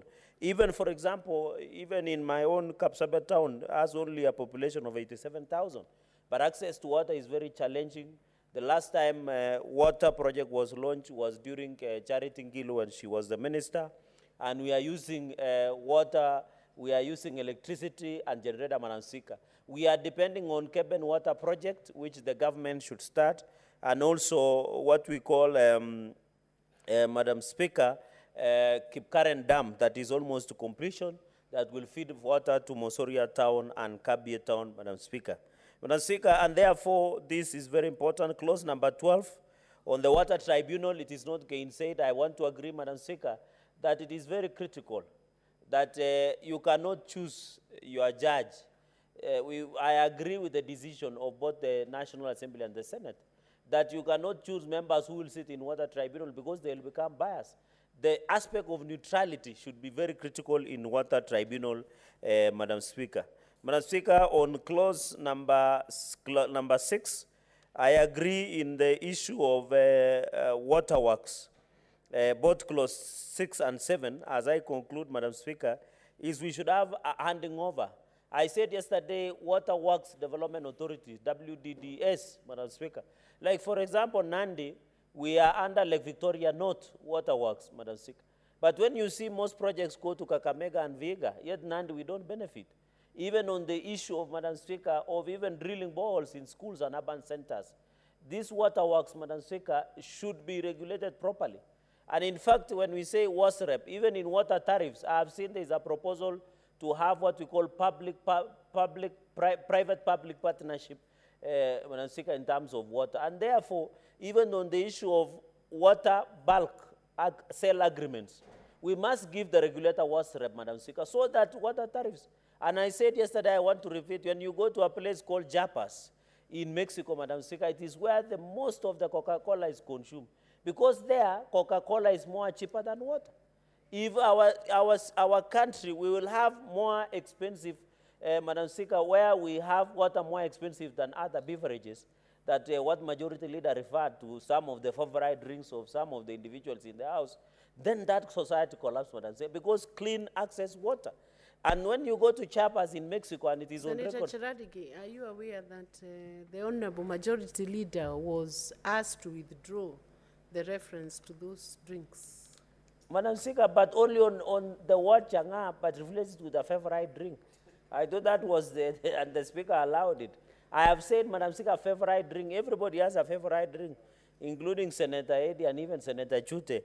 Madam Speaker, Madam Speaker, and therefore, even in the water tariffs, in conclusion, is we must have WASREP as a regulator. So that, Madam Speaker, you can see there are so many water tankers in the city. It is very expensive for families. And you remember, Madam Speaker, 60% of households spend on food. Food being part of domestic water that's used for drink. Madam Speaker, are you aware, or the House should be aware, that the moment you have people accessing not very clean water, Madam, there will be many diseases. What that one translates, Madam Speaker, there will be use of treatment. What does it mean, drugs? What does it mean? It means that there will be use of a lot of resources to treat treatable diseases by consuming clean water, Madam Speaker. On waterworks, Madam Speaker, I want to say it is very important, especially on waterworks, that waterworks must, I agree they can run Carmenu, they can run Tuage Dam, they can run what do we call Itare, Posta, Keben, Sondu, Two Rivers, wherever the dams are, Madam Speaker. But the issue of last mile, and I want to thank the committee, Madam Speaker, members should listen to this. The issue of last mile should be left to the counties. The county should be the ones that should do the last mile distribution of water at that point in time, Madam Speaker. So this mediated version, Madam Speaker, and in line with that, Madam Speaker, is very critical, the issue of water. I request that we agree on this mediated on the Water Bill 2023, Madam Speaker, by agreeing that all of us, we must have a discussion on the basis, Madam Speaker, going into the future. And Madam Speaker, just in conclusion, to call upon members, Madam Speaker, that I'm happy in conclusion that Senator Amida is back because we really supported a statement on the issue of health. You know, when you consume water that is not safe, you become sick. When you become sick, you go to the hospital. When you go to the hospital, you become, the budget of running hospital is expensive, Madam Speaker. Therefore, even as we continue in the spirit of access to medical care and access to clean water, Madam Speaker, we also continue to condemn, Madam Speaker, the issue of femicide that looks to be coming back. You have seen there are many deaths, Madam Speaker, that is happening, that is unexplained. across the country. I saw in Isili, Madam Speaker, even as they struggled to look for the MC of Shell Award in Wajir County, who unfortunately the DNA gave negative that it was not him, there is an unexplained death that is happening. And I want to call upon DCI and the police to fast track and investigate so that Kenyans can know what is really happening, Madam Speaker. More so when it happens to women, we don't take it for granted because we know women are very critical and important, and no one should lose their life, Madam Speaker. I hope the Inspector General of Police is listening, the DCI, the DIG and all other. And I want to ask Kenyans wherever they are, Madam Speaker, especially our young ladies, never go with somebody you are not sure of. As I condole with the MCA who lost the daughter here in Tika, the MCA from Kirinyaga, Madam Speaker, we want to ask our girls, be careful. Don't just be excited what you see in TikTok. Don't just date somebody you are not sure of. Can you do background check? I'm not saying the girls and women should be DCI, Madam Speaker, but at least they should do what we call due diligence before being taken out, Madam Speaker. They need to take care of themselves. The police cannot police everybody. Madam Speaker, and we are tired of losing young. I'm happy there is a breakthrough. Another girl who was found here in Mwigi. Suspects have been arrested, Madam Speaker. But we want to ask our girls and ladies, just be careful, be sure the person you are dating, Madam Speaker. Especially you should date more of Christian men or Muslim men. But those who go Kupati, Madam Speaker, you should be careful with them. And I know Senator Karen Nyamo, Madam Speaker, is happy because there is a new song called Liani, and she should tell us what it means. Anyway, I want to support, Madam Speaker, the mediated version. Thank you, Senator Cherarike. Honorable Senators, I now propose the question that the Senate adopts the report of the Mediation Committee on the Water Amendment Bill, National Assembly Bills number 33 of 2023, laid on the table of the Senate on Tuesday, 22nd October 2024, and further pursuant to Article 113(2) of the Constitution and Standing Order 167(3) of the Senate, approves the mediated version of the bill. Now the motion is free for debate, and I'll call upon senators who will contribute to this motion. Senator Wamatinga Wahome, Nyeri County. Thank you very much, Madam Speaker. I did sit in the Mediation Committee, and I'm a member of the committee, standing committee. Indeed, Madam Speaker, the issue of water and scarcity and the reticulation has remained quite a major challenge in this country. That being the case, Madam Speaker, the committee from the Senate and the National Assembly sat together, and in the spirit of one nation and one approach, we did thrash out the issues that we had, and fully aware that matters of water affect county governments. We realize that it is imperative that we agree on a way to move it forward. It is not lost to us, Madam Speaker, that there are counties that are nationally disadvantaged because they are in a geographical location that puts them at disadvantage. We are also fully aware, Madam Speaker, that there are counties that draw water from other counties, and therefore the existence of Waterworks Development Agency provides an infrastructure within which you can be able to aggregate multiple counties so that economies of scale in the implementation of water solutions can be achieved. Madam Speaker, the mediated version of the water bill allows the government, both at the national and the county level, to put their effort together, to pull resources together, and ensure that most of the counties that do not have water, or those do not have enough potable water, do have access. Madam Speaker, it is known to everybody that we did promise in the manifesto of the Kenya Kwanza government to ensure that people get access to water. And the only way, Madam Speaker, because of the limited balance sheet of the country and a lot of money that have been borrowed by the previous regimes, our balance sheet would not be able to support infrastructure development in the water sector. And it is in this spirit, Madam Speaker, that none other than the President himself came up with the idea of getting a kind of a paradigm shift in the way we do implementation of the project, and therefore came up with the idea of making water a tradable commodity that can be handled within public-private partnership. To ensure that that's doable, Madam Speaker, it is imperative that we have laws in place that ensures that the water harvested in reservoirs and reticulated to households can be accounted for. Madam Speaker, it worries me that some counties have as high as 70% non-revenue water. That is water that has been collected, water that has been dispatched through the master meter, but it cannot be accounted for because of the old infrastructure that we have. We know some of the counties, Madam Speaker, will not be on their own be able to put the reticulation systems together. And therefore, it is important that the national government, in collaboration with the county government, come up with a systematic approach that will ensure that the infrastructure is renewed, and most importantly, moving forward and moving with the technology, we come up with a smart meters, smart and intelligent water reticulation system, water leakage systems, as is with gas and oil pipeline. Madam Speaker, if we achieve this, it would mean that in some counties we would save up to 70% of the water that they harvest. We know that in the wake of the climate change, Madam Speaker, our rivers and our groundwater is reducing day by day.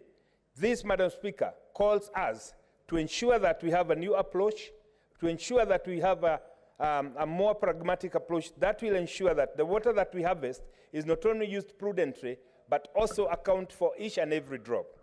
Madam Speaker, it is also not lost to us that most households still use untreated water, water that is not fit for human consumption. That being the case, Madam Speaker, the bill seeks to highlight how we can approach this, and most importantly, this enhanced and kind of renegotiated and mediated bill ensures that the issues that were raising challenges have been addressed. But Madam Speaker, as a country, the biggest challenge that we must face in water reticulation, especially in counties like those lies in the northern part of Kenya and the coastal region of Kenya, Madam Speaker, it's because they do not have the advantage that the counties that are in central region and in the mountain areas and other water catchment areas like the Rift Valley have. And that being the case, Madam Speaker, it is the responsibility of every county, it is the responsibility of every citizen of this country to ensure that every drop of water that we can put our hand on is used properly. Madam Speaker, how can that be achieved? We know counties like Nairobi, Thika, and other counties surrounding the big rivers that flows into the ocean, they have been heavily contaminated by affluent discharge into the rivers. And that is why, Madam Speaker, as the Kenya Kwanza regime assumed power, we formed the Nairobi River Commission that was supposed to handle the issue of water pollution, to handle the issue of river contamination, and most importantly, to ensure that the riparian area is protected so that we can not only protect life, but also ensure that most of the diseases that are caused by the pathogens that are transported by water are addressed. Madam Speaker, it is also not lost to us. Most of the counties that lie in the lower part of the country do have a lot of disadvantage. As much as all the rivers flows into the ocean, by the time the water gets into those counties, it is heavily contaminated. And therefore, Madam Speaker, coming up with a way of changing that approach requires laws that are not only dynamic, but laws that also address issues of how we use our water, how we discharge the affluent, and most importantly, Madam Speaker, how we treat that water before it is put for consumption. Therefore, Madam Speaker, promoting bulky water supply in multiple counties must be looked into. And I'm happy, Madam Speaker, to note that there is an intention by the current government to construct the High Grand Falls Dam that will have multipurpose function. One, it will address the perennial floods that affect the lower counties, like the Tana River. I can see Senator from there here is sitting here. Those counties that are on the lower side of the country we know that every couple of years we lose lives, we lose property, because once the rivers burst their banks, then we have no control. By construction of the High Grand Falls Dam, which will also produce 1,000 megawatts of electricity, we will have solved that problem, one, by having the floods controlled, and two, by having additional supply of 1,000 megawatts of reliable electricity. On top of that, we'll have multiple counties enjoying the water for irrigation. Madam Speaker, embracing modern technology and also in promoting the issue of governance, that has been one of the biggest challenges. Why is that so, Madam Speaker? Most of these waterworks development agencies, including the water service providers, they have been run by kind of a family kind of approach, where the governors in most counties, they do not even know what happens, and therefore, we must also put into place structures and systems to ensure that we do not only account for the water that have been harvested and deteriorated, but also to ensure that transparency and governance is written in capital letter. The spirit of the bill, Madam Speaker, is to ensure that moving forward, water becomes a tradable commodity, one, and two, to ensure that we have responsible boards that are manning these water service providers. But as we do that, Madam Speaker, it should not be lost to us that some of these water service providers are too small that they cannot achieve economies of scale. And therefore, Madam Speaker, I like the approach that the previous Minister of Water, before she moves to land head, of consolidating some of these water service providers so that we can achieve economies of scale. Madam Speaker, some counties are also in themselves small that they cannot be able to accommodate the large dams, or they do not even have that natural resources of putting those dams together. Therefore, Madam Speaker, once we construct the reservoirs upstream, then there is a duty to ensure that the reticulation, we do not lose the water that we transport to those counties. But as we do that, Madam Speaker, it must also be here and emphasized that the governance issue has become and must become one of the major challenges that we must address. Madam Speaker, we as the senators have the obligation and the duty of promoting devolution. As we do that, Madam Speaker, our role to oversight the county governments, our role to oversight the water service providers, our role to oversight the waterworks development agencies must be promoted.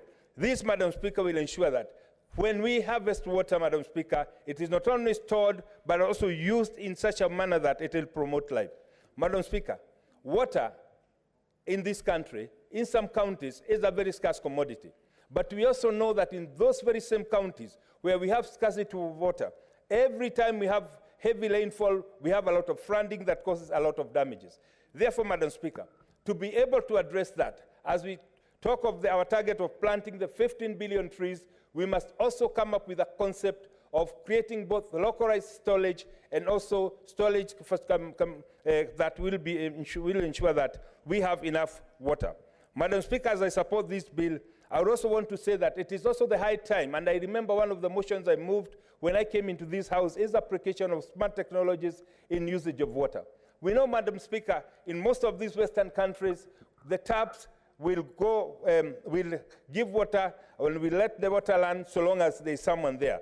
These sensor motions and mostly also leak detection system, Madam Speaker, are better thinking on just how to better organize the water sector to ensure that you conform it to the needs of our people, Madam Speaker, while matching the demand to the realities of funds that are scarce and not possible to reticulate this water, Madam Speaker, to all our citizens. And therefore, the thinking that went to this bill right from the onset, which I see now being confirmed in this particular mediated version of the bill, Madam Speaker, is to create powers for various contracting agencies, Madam Speaker, through our water service companies in our counties, Madam Speaker, to ensure that they have the power to enter into contractual obligations with people that have the resources, Madam Speaker, to ensure that they put and ensure that this service is available to citizens, of course at a fee,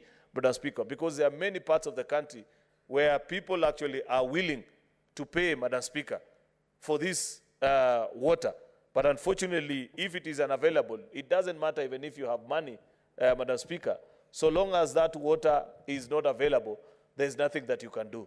And therefore, I appreciate that this mediated committee, this mediated version, Madam Speaker, has gone to the very basic levels, including disagreeing even on a simple term such as definition of what will be a bulk water service provider and their relationship with the contracting authority, Madam Speaker, where it has defined it into two. Remember, Madam Speaker, I mentioned earlier in my initial comments that what I appreciate about our mediation exercises is that they help both houses of parliament to appreciate that there are two levels of government.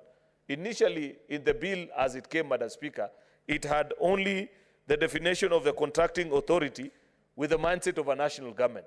But our committee, Madam Speaker, is the one that went on to specify and introduce the aspect of, at the county level, the county government, the county agency, or the county corporation which intends to have its function undertaken by a private party. Appreciating, Madam Speaker, that even our county governments, Madam Speaker, will have the power, and we need to grant them the authority, Madam Speaker, to enter into these contractual obligations so that they provide water to their citizens, Madam Speaker, without much of a struggle. Of course, Madam Speaker, the second thing that I want to spend a little time on, Madam Speaker, is on this issue of operation of water works. When an investor, Madam Speaker, through the PPP partnerships, when they have conducted public participation and they have consulted with the regulatory board and the relevant county government whose area and jurisdiction of waterworks is located, Madam Speaker, they are being allowed to first of all engage the citizens, because this is a cardinal principle as per our constitution, that if you want to commit citizens of the Republic, Madam Speaker, to any long-term engagement, especially one that will involve them, Madam Speaker, parting with their resources, it is important to have their voice. And I want to appreciate that in this mediated version of the bill, the clause 4 now provides, Madam Speaker, for the opportunity to actually engage with the citizens and seek their views, Madam Speaker, because it is at this point, Madam Speaker, that citizens can give actually their views and perhaps even put a limit on what will be the allowed charge, the time period within which they need to pay. You know, Madam Speaker, if you live within this city, for example, of Nairobi, you know that the Nairobi Water and Sewerage Company expect you to pay your water bill by end of every month.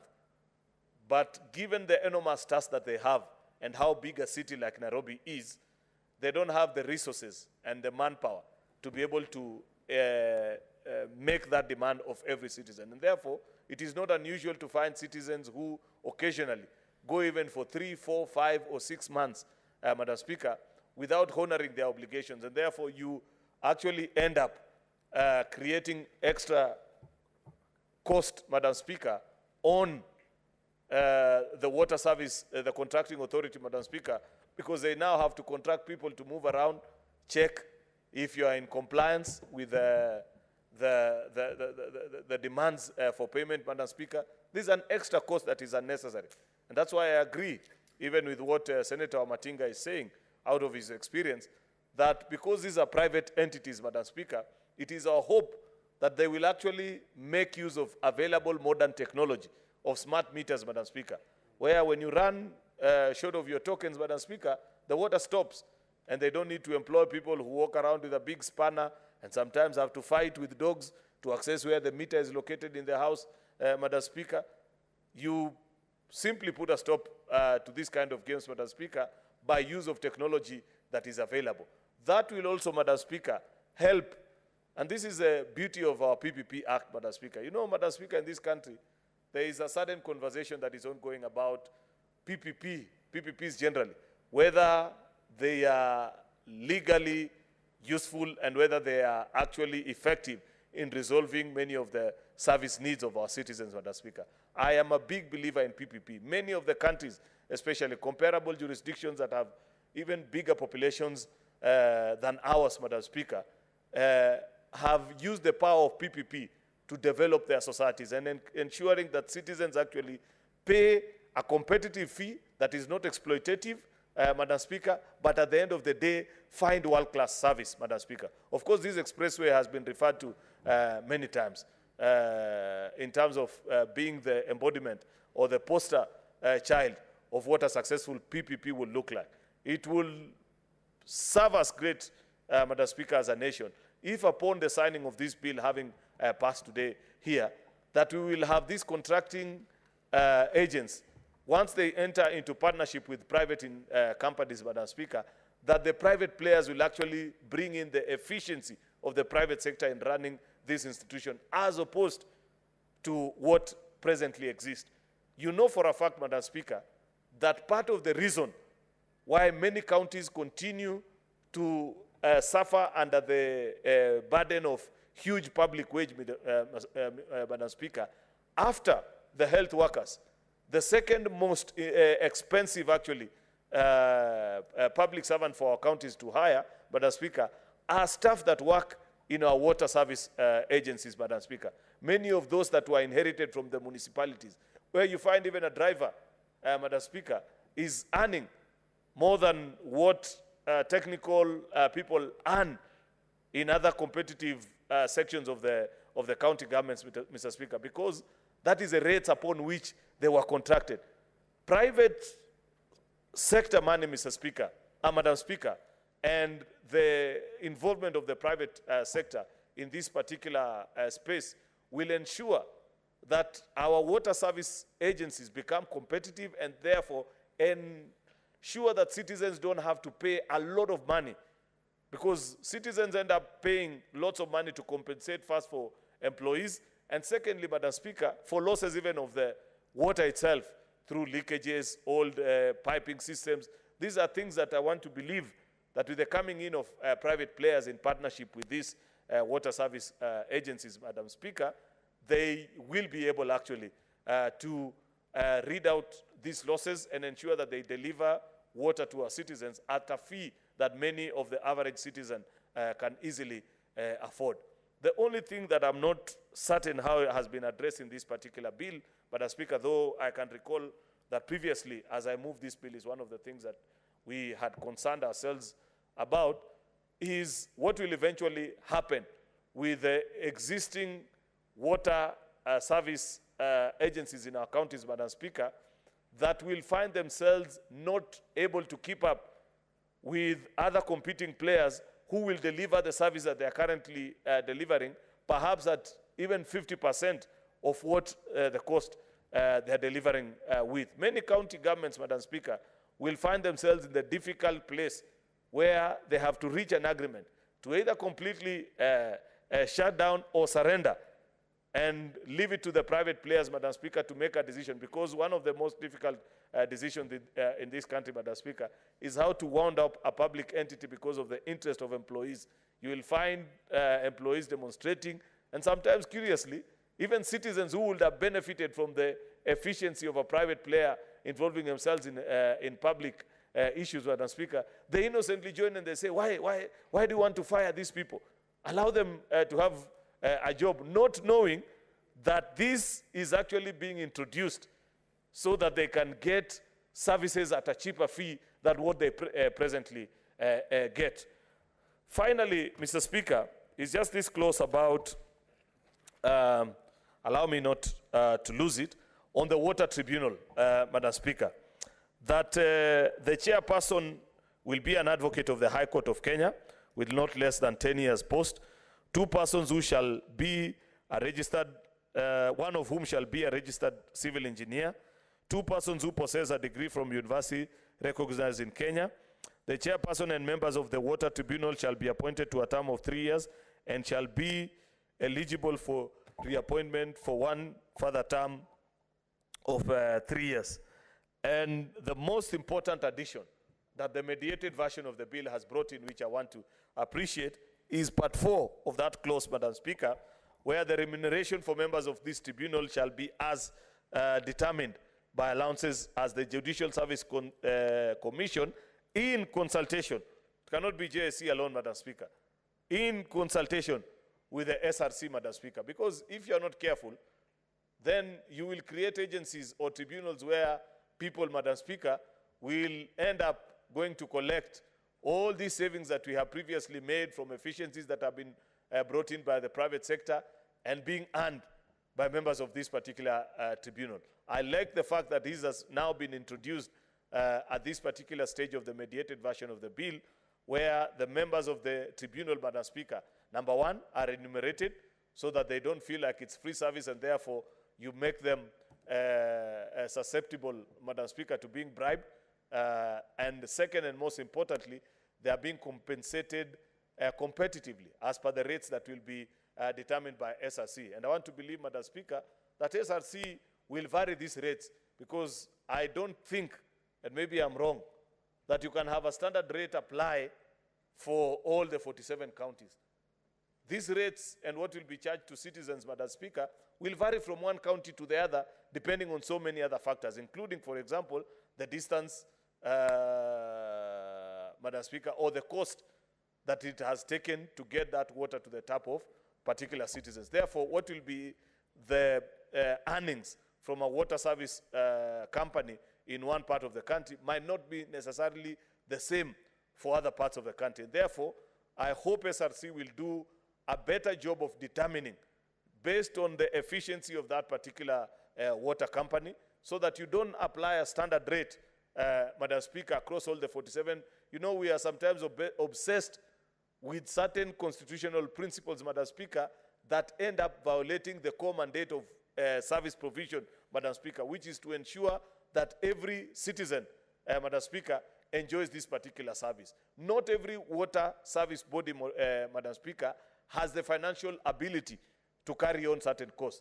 Therefore, I want to believe, for example, what the tribunal will be earning in Mombasa might not necessarily hold true to what it will earn in Tana River, a few hundreds of kilometers down the coast, Madam Speaker. And it's for obvious reasons, Madam Speaker. It might not be necessarily what the people in Kericho will be able to afford to pay. So I expect SRC to carry out a scientific study to determine the economic viability of every water service agency, including this, the ones that operate within our counties, Madam Speaker, and determine the rates specific to a particular county. So that by the time you take up a job, you know that if I am serving as a member of a tribunal, what the people of that county can afford based on the books of the water service agency of that particular county show, Madam Speaker, that is what somebody is paid. With those very many remarks, I congratulate the members of the team that participated in this mediation, and I hope we can conclude on this bill before we break for Christmas, so that many investors can begin to troop into our counties, Madam Speaker. This is a signature legislation, something for the history, just like legislation that we passed, Madam Speaker, for the health laws, which, with all the challenges that are being faced right now, Madam Speaker, 10, 20 years down the line, when the dust has eventually settled and people begin to ask a question, how did Kenya, when other countries come to benchmark here, and people are asking themselves, how did Kenya end up providing water to the most number of citizens comparable to other jurisdictions? This legislation will be at the centerpiece of that conversation. Just like it will be said, how did Kenya provide medical services to its entire citizens under UHC? The health laws that we passed in Turkana, Madam Speaker, with all the difficulties and all the challenges that are presently being faced at the inauguration phase, as is normally the case in any project when you're beginning, Madam Speaker, we will celebrate. Therefore, I thank the members of the mediation committee who did an impressive work. I thank you. Thank you, Majority Leader. Senator Danson Mungatana, Senator Tana River County. The floor is yours. Asante sana Mama Speaker kwa kunipa nafasi hii na mimi nitoe maoni yangu kuhusu sheria hii mpya. Mama Speaker, hii sheria na nataka kutangaza kutoka kwa hii bunge letu la Senate leo ya kwamba inatangaza mwanzo mpya kwa sekta ya maji katika Kenya hii.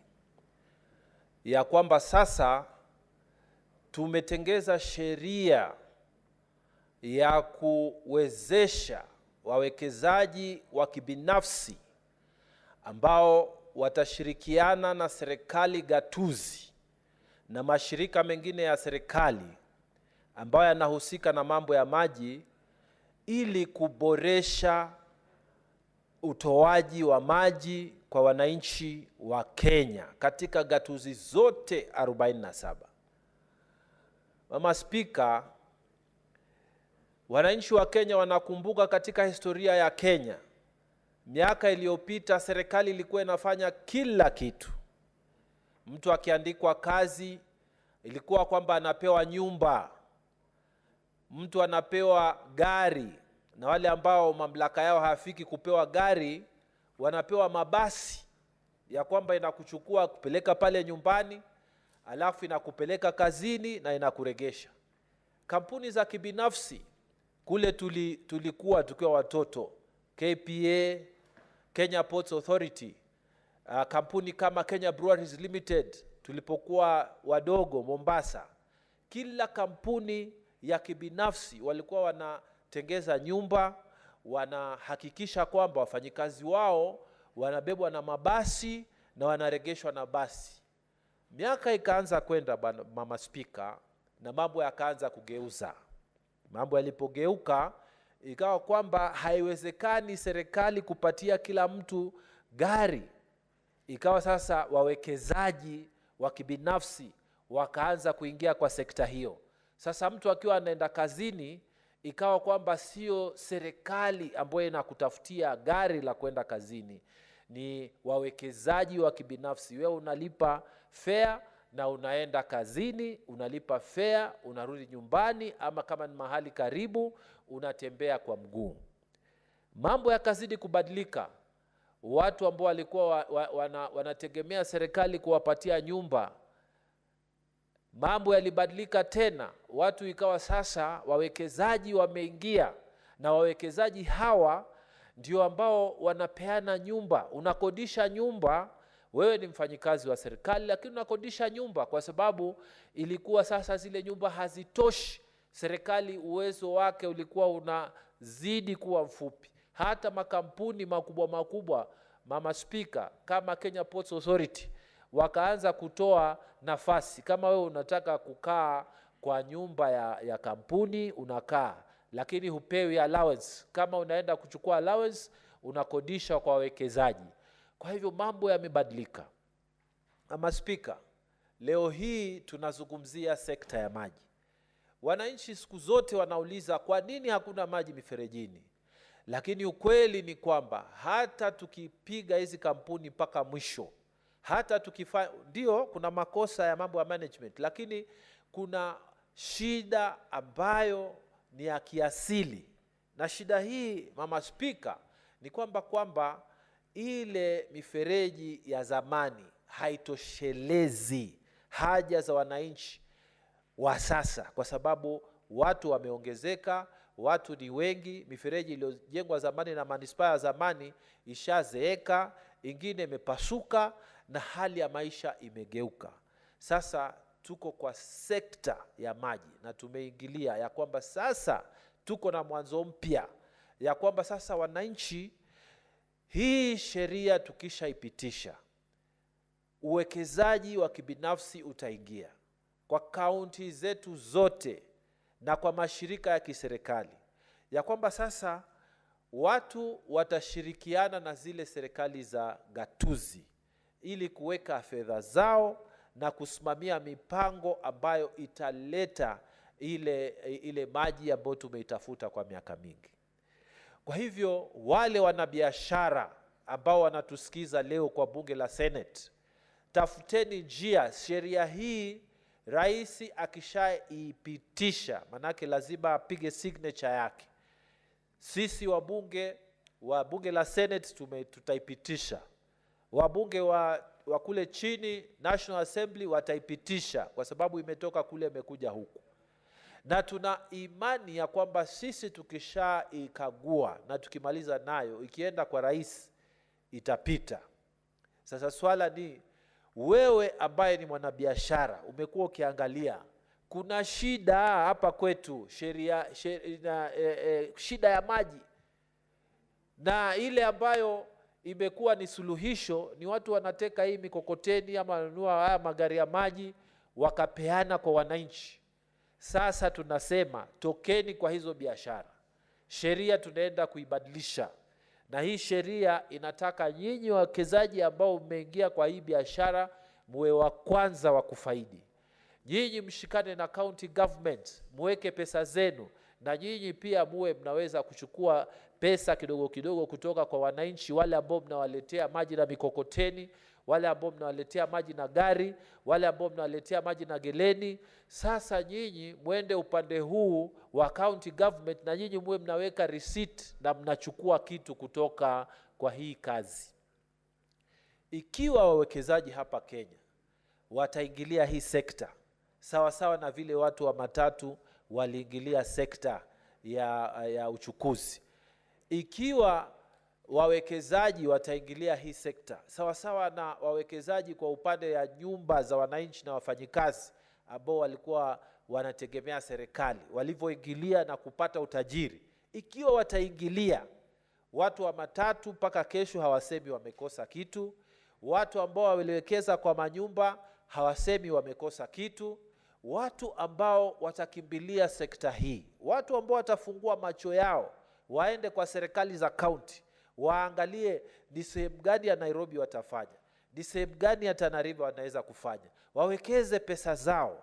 Hii ni biashara ambayo utafanya wewe, utamaliza, watoto wako watafanya, watamaliza, wataondoka dunia hii, na wajukuu wako watafanya, watamaliza, na vitukuu vyako watafanya, watamaliza. Kwa sababu maji ni uhai. Hakuna siku ambao watu watasema hataki maji leo.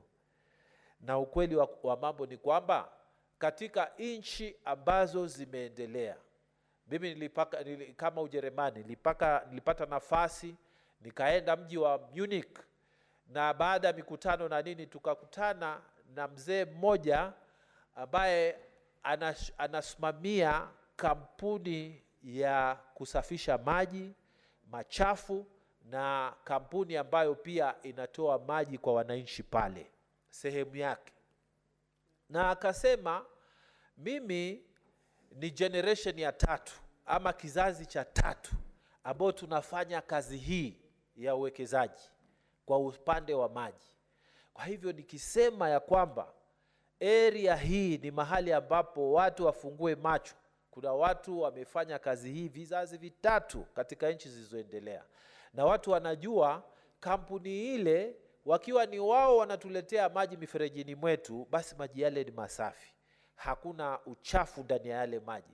Ikiwa ni kampuni ile ndio wanatusafishia maji, basi yale maji machafu ambao wanaachilia kwa mito yetu, kwa bahari zetu, haitachafua bahari zile, kwa sababu wako na uzoefu, wako na ujuzi, wamesomea na wanajua namna ya kusimamia biashara ya maji. Kwa hivyo sheria hii, kama nilivyoanza Mama Speaker, inatangaza mwanzo mpya kwa sekta ya uwekezaji wa maji. Na wananchi watukufu ambao wanasikiza Senate leo, jipangeni, manake usipojipanga utapangwa, alafu kesho utakuwa unasema ile kampuni haifanyi vizuri, haifanyiji. Na wewe ulikuwa unasikiza bunge la Senate leo wakiwa wanaongea na hukufanya, mwingine akaenda akafanya na hakufanya vizuri. Mimi wito wangu ni kwa wale ambao watasimamia kazi hii ya uwekezaji kati ya hizi county governments na sisi ambao tutaingia kwa hizi biashara, wananchi ambao wataingia kwa hizi biashara, ya kwamba haki ifanyike. Wale ambao wako na uwezo, haswa wale ambao tayari wako kwa hii biashara ya kutoa maji, kuuza maji, kupeleka kwa maotabusa, hao ndio wapewe nafasi za kwanza kufanya ushirika na serikali za county, ili wawekeze mifereji mipya iwe pale, billing systems mpya ambazo zitakuwa na tokens, na maji yasiwe yanamwagika yakapotea. Ikiwa mimi nimelipia token ya 200, basi pesa yangu ifike hiyo 200, galoni zangu zifike hiyo 200. Kama nimenunua token ya shilingi 1000 na ninajua familia yangu pengine tutatumia maji 1000 kwa wiki ama kwa mwezi, basi hiyo maji ifike. Kwa hivyo tunataka wawekezaji waje, kwa sababu sheria tumeitengeza. Na tunataka kusema ya kwamba serikali hii ya Kenya Kwanza inajali sana mambo yetu ambayo yanahusika na wananchi. Hii ni jambo ambayo ni kitu mzito kwa wananchi, manake shida ya maji ipo, na hii ni msingi mwafaka kwa ajili ya mipangilio yetu ya kiserikali. Kwa hivyo wale ambao wanasikiza bunge la Senate leo, tujipange na tujue ya kwamba serikali yetu inatujali, Senate yetu inatujali, na tumeshapanga sasa. Ikiwa watu watasikiza na watafuatizia hivi, basi baada ya muda si mrefu sana tutaanza kupata mabadiliko. Manake kule kwa counties tutaona, katika magatuzi tutaona mifereji, tutaona, yani hali zitaanza kubadilika, na Mungu akipenda sekta hii ya maji ambayo imetusumbua miaka mingi tutaanza kuiangalia, na mambo yatakuwa mazuri kwa wananchi. Na haya yote ambayo nimesema, Mama Speaker, ni kwa ile clause ya 5 ya hii ripoti ya uwiano kati ya bunge ya National Assembly na bunge la Senate. Mimi nimefurahi sana maelewano ambayo yamekuwa. Kulikuwa vipengele ambavyo hatukuvikubali sisi huku Senate na tukavigeuza, na wale wakavikubali, na kuna vingine walileta huku hatukuvikubali tukageuza. Sasa tuko na sheria ambayo iko sawasawa, iko dhabiti, na itasaidia wananchi wetu. Mama Speaker, nashukuru sana kiongozi ambaye alishughulikia hii, mjumbe wetu wa bunge la Senate wa Nyandarua ameongoza timu hii pamoja na wale wabunge wengine kutoka bunge la National Assembly. Tunashukuru kwa kazi mliofanya na kuleta uwiano na kujaribu kumaliza ile utata ulikuwa katika vipengele kadha wa kadha. Na sasa tuko na sheria mwafaka ambayo tukimaliza kuijadili na kuipiga msasa itaenda kwa rais, na wananchi watapata afueni kwa hii sekta ya maji. Mama Speaker, naomba kuunga mkono. Asante sana. Thank you, Senator Danson Mungatana. Senator Richard Julius Mulgo, West Pokot County. Thank you very much, Madam Speaker, for giving me the opportunity to also express my thoughts along with those of my colleagues. It is commonly known that, or the saying that water is life. And so I'm very grateful to the committee that conjointly worked on this bill. And this bill about water is life, and it is also said that the percentage of water in a human body is more than the percentage of blood, and that expresses or emphasizes the importance of water in even human life, apart from the usage of water physically. And then also, food without water is just an impossibility.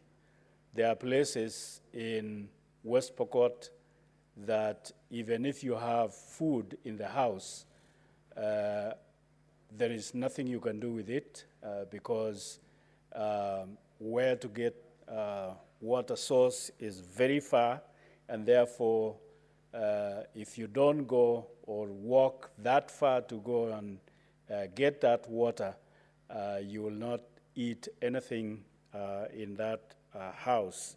And so that emphasizes or puts importance on the importance of water. Also, water challenges life. I've been able to drill, because I have a drilling machine in that dry area of Pokot, and I've drilled in South Sudan, I've drilled in Uganda, I've drilled in Kenya. And so it is so interesting what water does in a place that doesn't have water. It changes life completely. Places that people would not otherwise occupy or stably live in, water changes the situation such that stable homes begin to spring up in a place that otherwise no people would live in there. And then also you find that people become lively when they find good water. They become clean, I mean physically, and also you see them wearing clean clothes because there is water to wash their clothes, there is water to wash, to bathe, and there is also water to wash their dishes after cooking.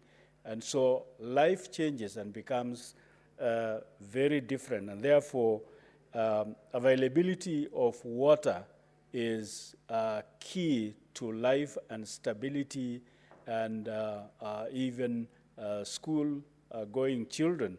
Their situation changes, and they become clean even when they go to school. And where we have succeeded providing water, and like I said before, I've drilled more than 400 boreholes, and so around those areas, life is really different and very lively. And then animals too, animals like cows, like goats and sheep, and there was a place I went to drill water, and the day I was handing over that borehole to the community, because we make troughs where animals come and drink from, and so bees also came that day, and interestingly, they didn't move away. They started just making a swarm together with the people, and they stayed there overnight because there was availability of water. So water changes life, and water is very essential for people, for animals, and for insects as well.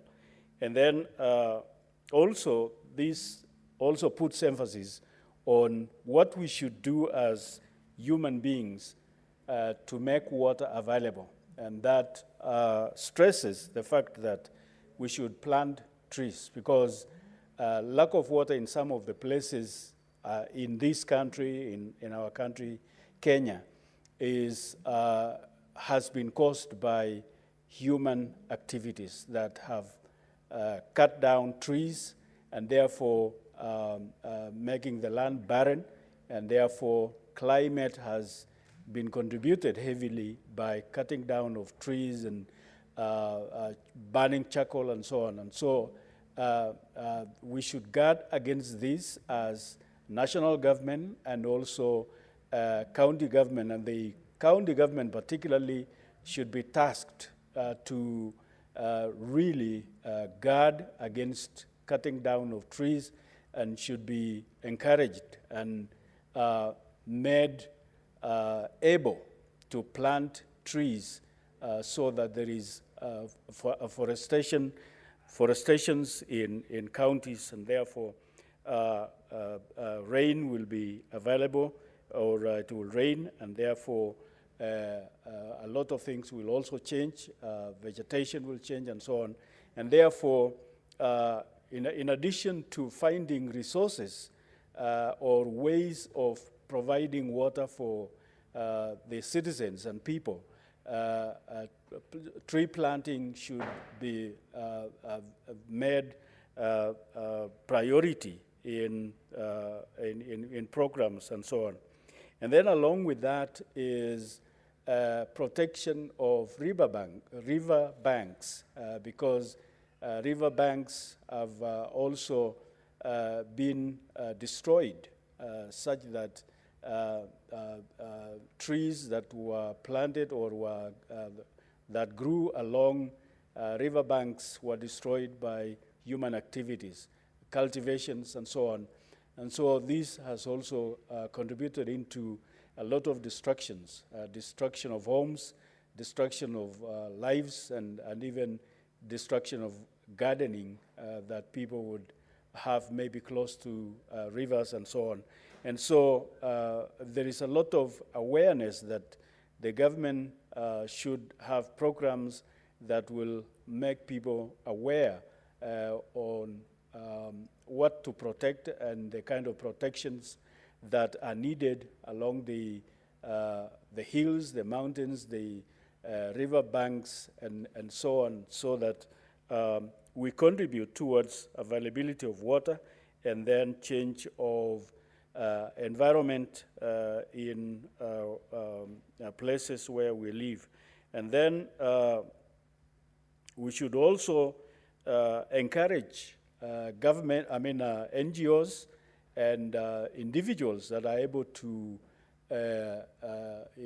introduce new ways of making water available. My organization is one of those that has been able to provide water for people, and so NGOs should also be encouraged, and any technology should be introduced that can make water available to the citizens so that life is made livable and also nice for the citizens. And so I support. Thank you very much. Thank you, Senator. And Senator for Busia County, Senator Koitandro Mutata. Madam Speaker, thank you for the opportunity to address this House on a very important bill. Basically, Madam Speaker, we are dealing with a natural resource that is mentioned many times in the Constitution of Kenya, including in Article 23, I think it's Clause C, where there's a right of everybody to adequate quantities of safe and clean water. We go to Article 56 on the marginalized. Madam Speaker, there's an obligation on the state to ensure that the marginalized access adequate quantities of safe water, clean water. And you continue, when you go to around Article 65, 62, I think, you find that water and water bodies are defined as public resources. So within that construct, Madam Speaker, there is a debate on this bill whereby, although it doesn't come out very clearly in these amendments, because basically the amendments are designed to make it possible for private actors to play a very big role in this sector, whereby it's really the duty of the public sector, public water works.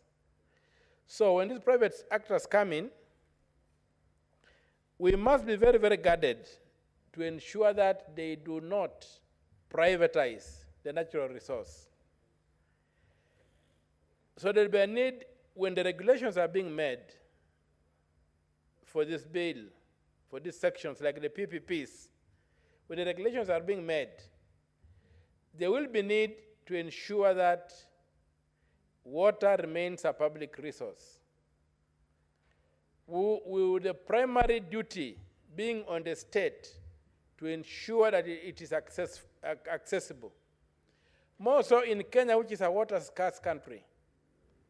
We are told is it about 98% of the waters on the planet Earth are in the oceans and the seas. Only 2% remains accessible to human beings, unless, of course, you go into these modern technologies of desalination and stuff like that. But here, we are allowing private actors to come and play a big role in the distribution of water. And yet, there's an obligation on the state to make this water accessible. Water is a right. The state is the duty bearer. It should not just be a question where people come to make profit, because if profit becomes the motive, or if market forces override the primacy of political action within the water sector, we are going to end up with a very bad situation whereby many people will not be able to access water. Not because it's not available, but because they cannot pay for it. So, what will be the duty of care on the private actors? I don't see the duty of care on the actors being imposed on them in this law to ensure that the obligation on the state, which they are basically taking over by coming to play a role in this very critical sector, is not lost, and that the vulnerable, the marginalized, and those who are really challenged to access water. And you'll find that most of our people in the villages, in the rural areas, and depending on sometimes on the economy, on the capacity of your pocket, in the urban areas, have no access to water. Even in Nairobi here, water is being rationed. I live within the city. My taps, I only get piped water on Saturday and Sunday. I live around town here, within the city, the heart of the city. I'm one person who doesn't board a matatu that is written on Nairobi in the morning. I live in Nairobi, and I'm in Nairobi, not like my brother, the majority leader, who lives in some bushes, some bushy areas, where and you get a matatu that is written on Nairobi, so you're going to Nairobi. I live in the city. So and within the heart of the city, in the heart of the city, I get water pumped to me twice a week. So you have to invest in some funny plastic tanks whose safety you don't know. And when those tanks get heated up by the sunshine, you don't know what kind of chemical reactions occur in that tank. And you end up sometimes feeling weaker than you are supposed to feel. So, Madam Speaker, the obligation on the state to supply this very, very scarce commodity is something that we must look at critically. In my own, the county that elected me, of Busia, you have two areas that have got very acute water shortages. One is Samia, and the other is Teso North. Acute water shortages that you might identify with Northeastern. And yet Busia has got a lake, part of Lake Victoria is in Busia. We get floods in Budalangi. But that does not mean that there are no parts of Busia which have this problem. And now with the situations like that, and with a poor population which may not be able, and which is not able maybe to pay for tapped water, you see how important it is for the state to be able to come in. So if a bulk water supply was to come there and says he wants to tap the water in Lake Victoria and pump it all the way to go and do irrigation in Turkana, it can be done. But what will be the considerations for the local people? You have seen Muranga supplying water to Nairobi. What are the considerations for those people? So, this culture whereby laws are made for the rich is a dangerous culture, where roads are built for those who drive, not those who walk, not those who ride bicycles or motorcycles, whereby we think that Kenya only belongs to the small elite who are who live good lives, like Senator Karen Nyamu. That kind of situations do not belong to all of us. So when we come to this situation whereby you're trying to privatize a natural resource, technically, we must put in mechanisms to ensure that these vulnerable groups are protected. It's not for nothing that they are mentioned specifically in the Constitution. It's not for nothing that the Constitution declares water within the Bill of Rights. Water is mentioned twice in the Bill of Rights. Not even the right to life is just mentioned once. But the right to water is mentioned twice in Article 43 and Article 56. That means that we are dealing with a very, very critical issue, which is really more important maybe than life itself, which is, for our country, is very, very limited. We are water scarce, and which profit must not become the driving motive.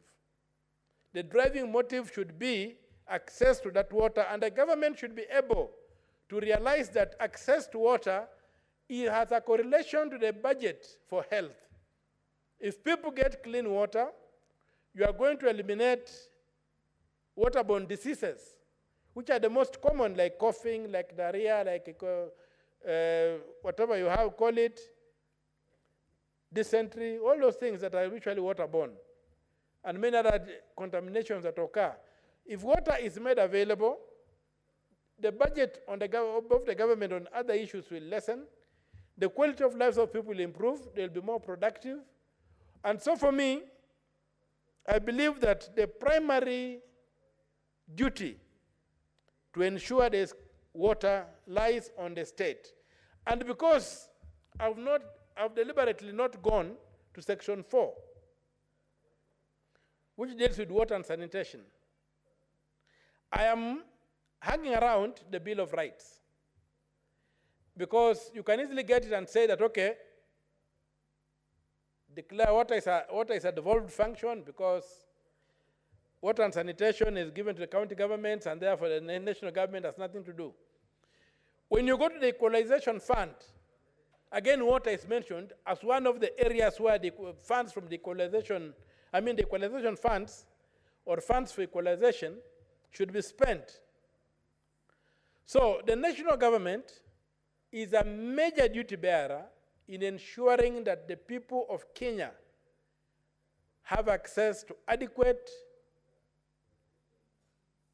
safe water. And that duty is one duty that cannot be delivered by the market.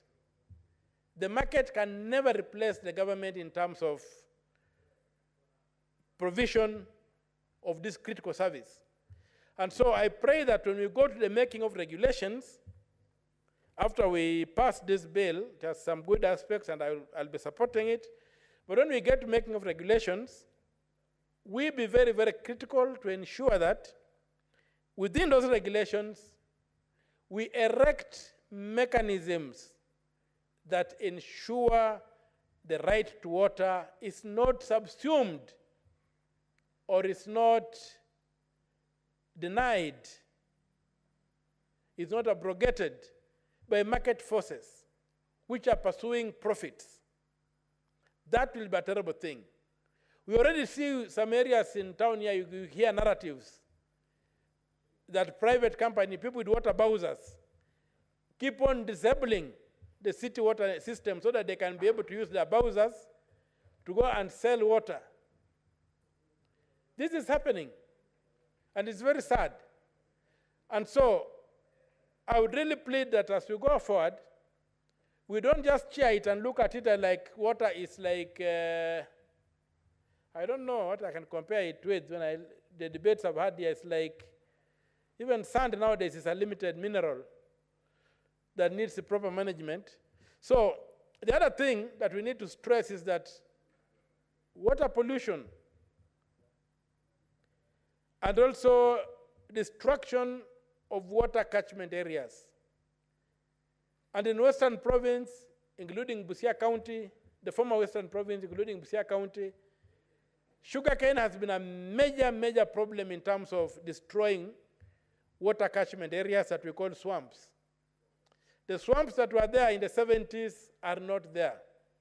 The rivers have become small streams, or they just become flood, storm waterways. When it rains, that's when they get some water. Otherwise, they dry up. So for me, I pray that this matter be looked at comprehensively. The companies who are going to try and invest in this water must realize that their profit making is secondary to service delivery. Profit making should not be the main driver for which investors come in to invest. They must realize that they are coming to do a public duty, and their profits are come second, and they must have corporate social responsibility structures that ensure that if they have taken over an area, the vulnerable people within that area are taken care of. Or if they're not going to do that, they must come up with a mechanism, be it a mechanism of subsidizing them, whereby the state can give vouchers to poor people who cannot pay for this water. When they get these vouchers, then they can redeem these vouchers in terms of liters of water. But you don't get the state trying to say that now the state is going to buy trucks, the way they did with the fertilizer and the cooking oil, that the state is going to incur all those costs. However well-intentioned, it will become messy. We have areas we can borrow from.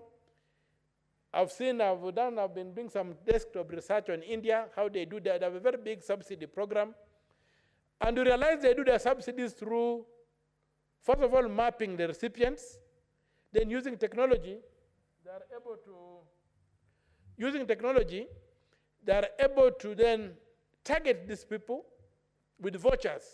So that if there was the subsidized fertilizer, there was no need for government to buy the fertilizer, the government to go incur costs of transport, costs of warehousing, and all the efficiencies. You know that these government people are not shopkeepers, they don't run these shops. It would have been done very well whereby they would have mapped out the farmers, known the needs of each farmer, and then issued out vouchers where a farmer can go in an ordinary store and with a voucher, the way people do at Christmas when they're given vouchers by their employers, walk into a supermarket, walk into an agrovet, and give their voucher and redeem it against fertilizer. I would pray that we consider that if we are going to allow the private sector to play a primary role in water distribution, then we must come up with a way where the government does not hide behind that, but the government's duty must be able to penetrate that through a voucher system where we can then subsidize the poor and the marginalized, who the Constitution recognizes in very many ways and protects. But above all, Madam Speaker, never should we ever allow any market forces to control our natural resources or to own water.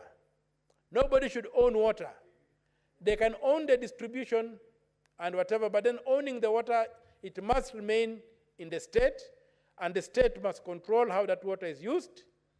But ultimately, I reiterate again, the poor and the marginalized, who are the most disadvantaged, must be protected through very, very clear and elaborate policy and legal frameworks that ensure they don't become sacrificial lambs on the altar of profit making. Because those who come to invest in these waterways, as bulk distributors, want to grow their capital. But they should not grow their capital on the graves of Kenyans. They should grow their capital in a manner that makes Kenyans thrive. So there's a big role on the government to invent, to think, and to come up with a structure that can allow the market to play a role, can allow people to grow their profits, but they protect the rights of the marginalized and the vulnerable, including people in very many villages in this country, the poor, to be able to access this vital commodity, to improve their lives and to serve. With those few remarks, Madam Speaker, I support and I congratulate the bipartisanism that has come up, that has been expressed here, which the majority leader has recognized in eloquent poetry, and I will spoil it if I try to imitate him in my broken prose. Thank you, Madam Speaker, and may God bless us all. Thank you. Thank you, Honorable Senator.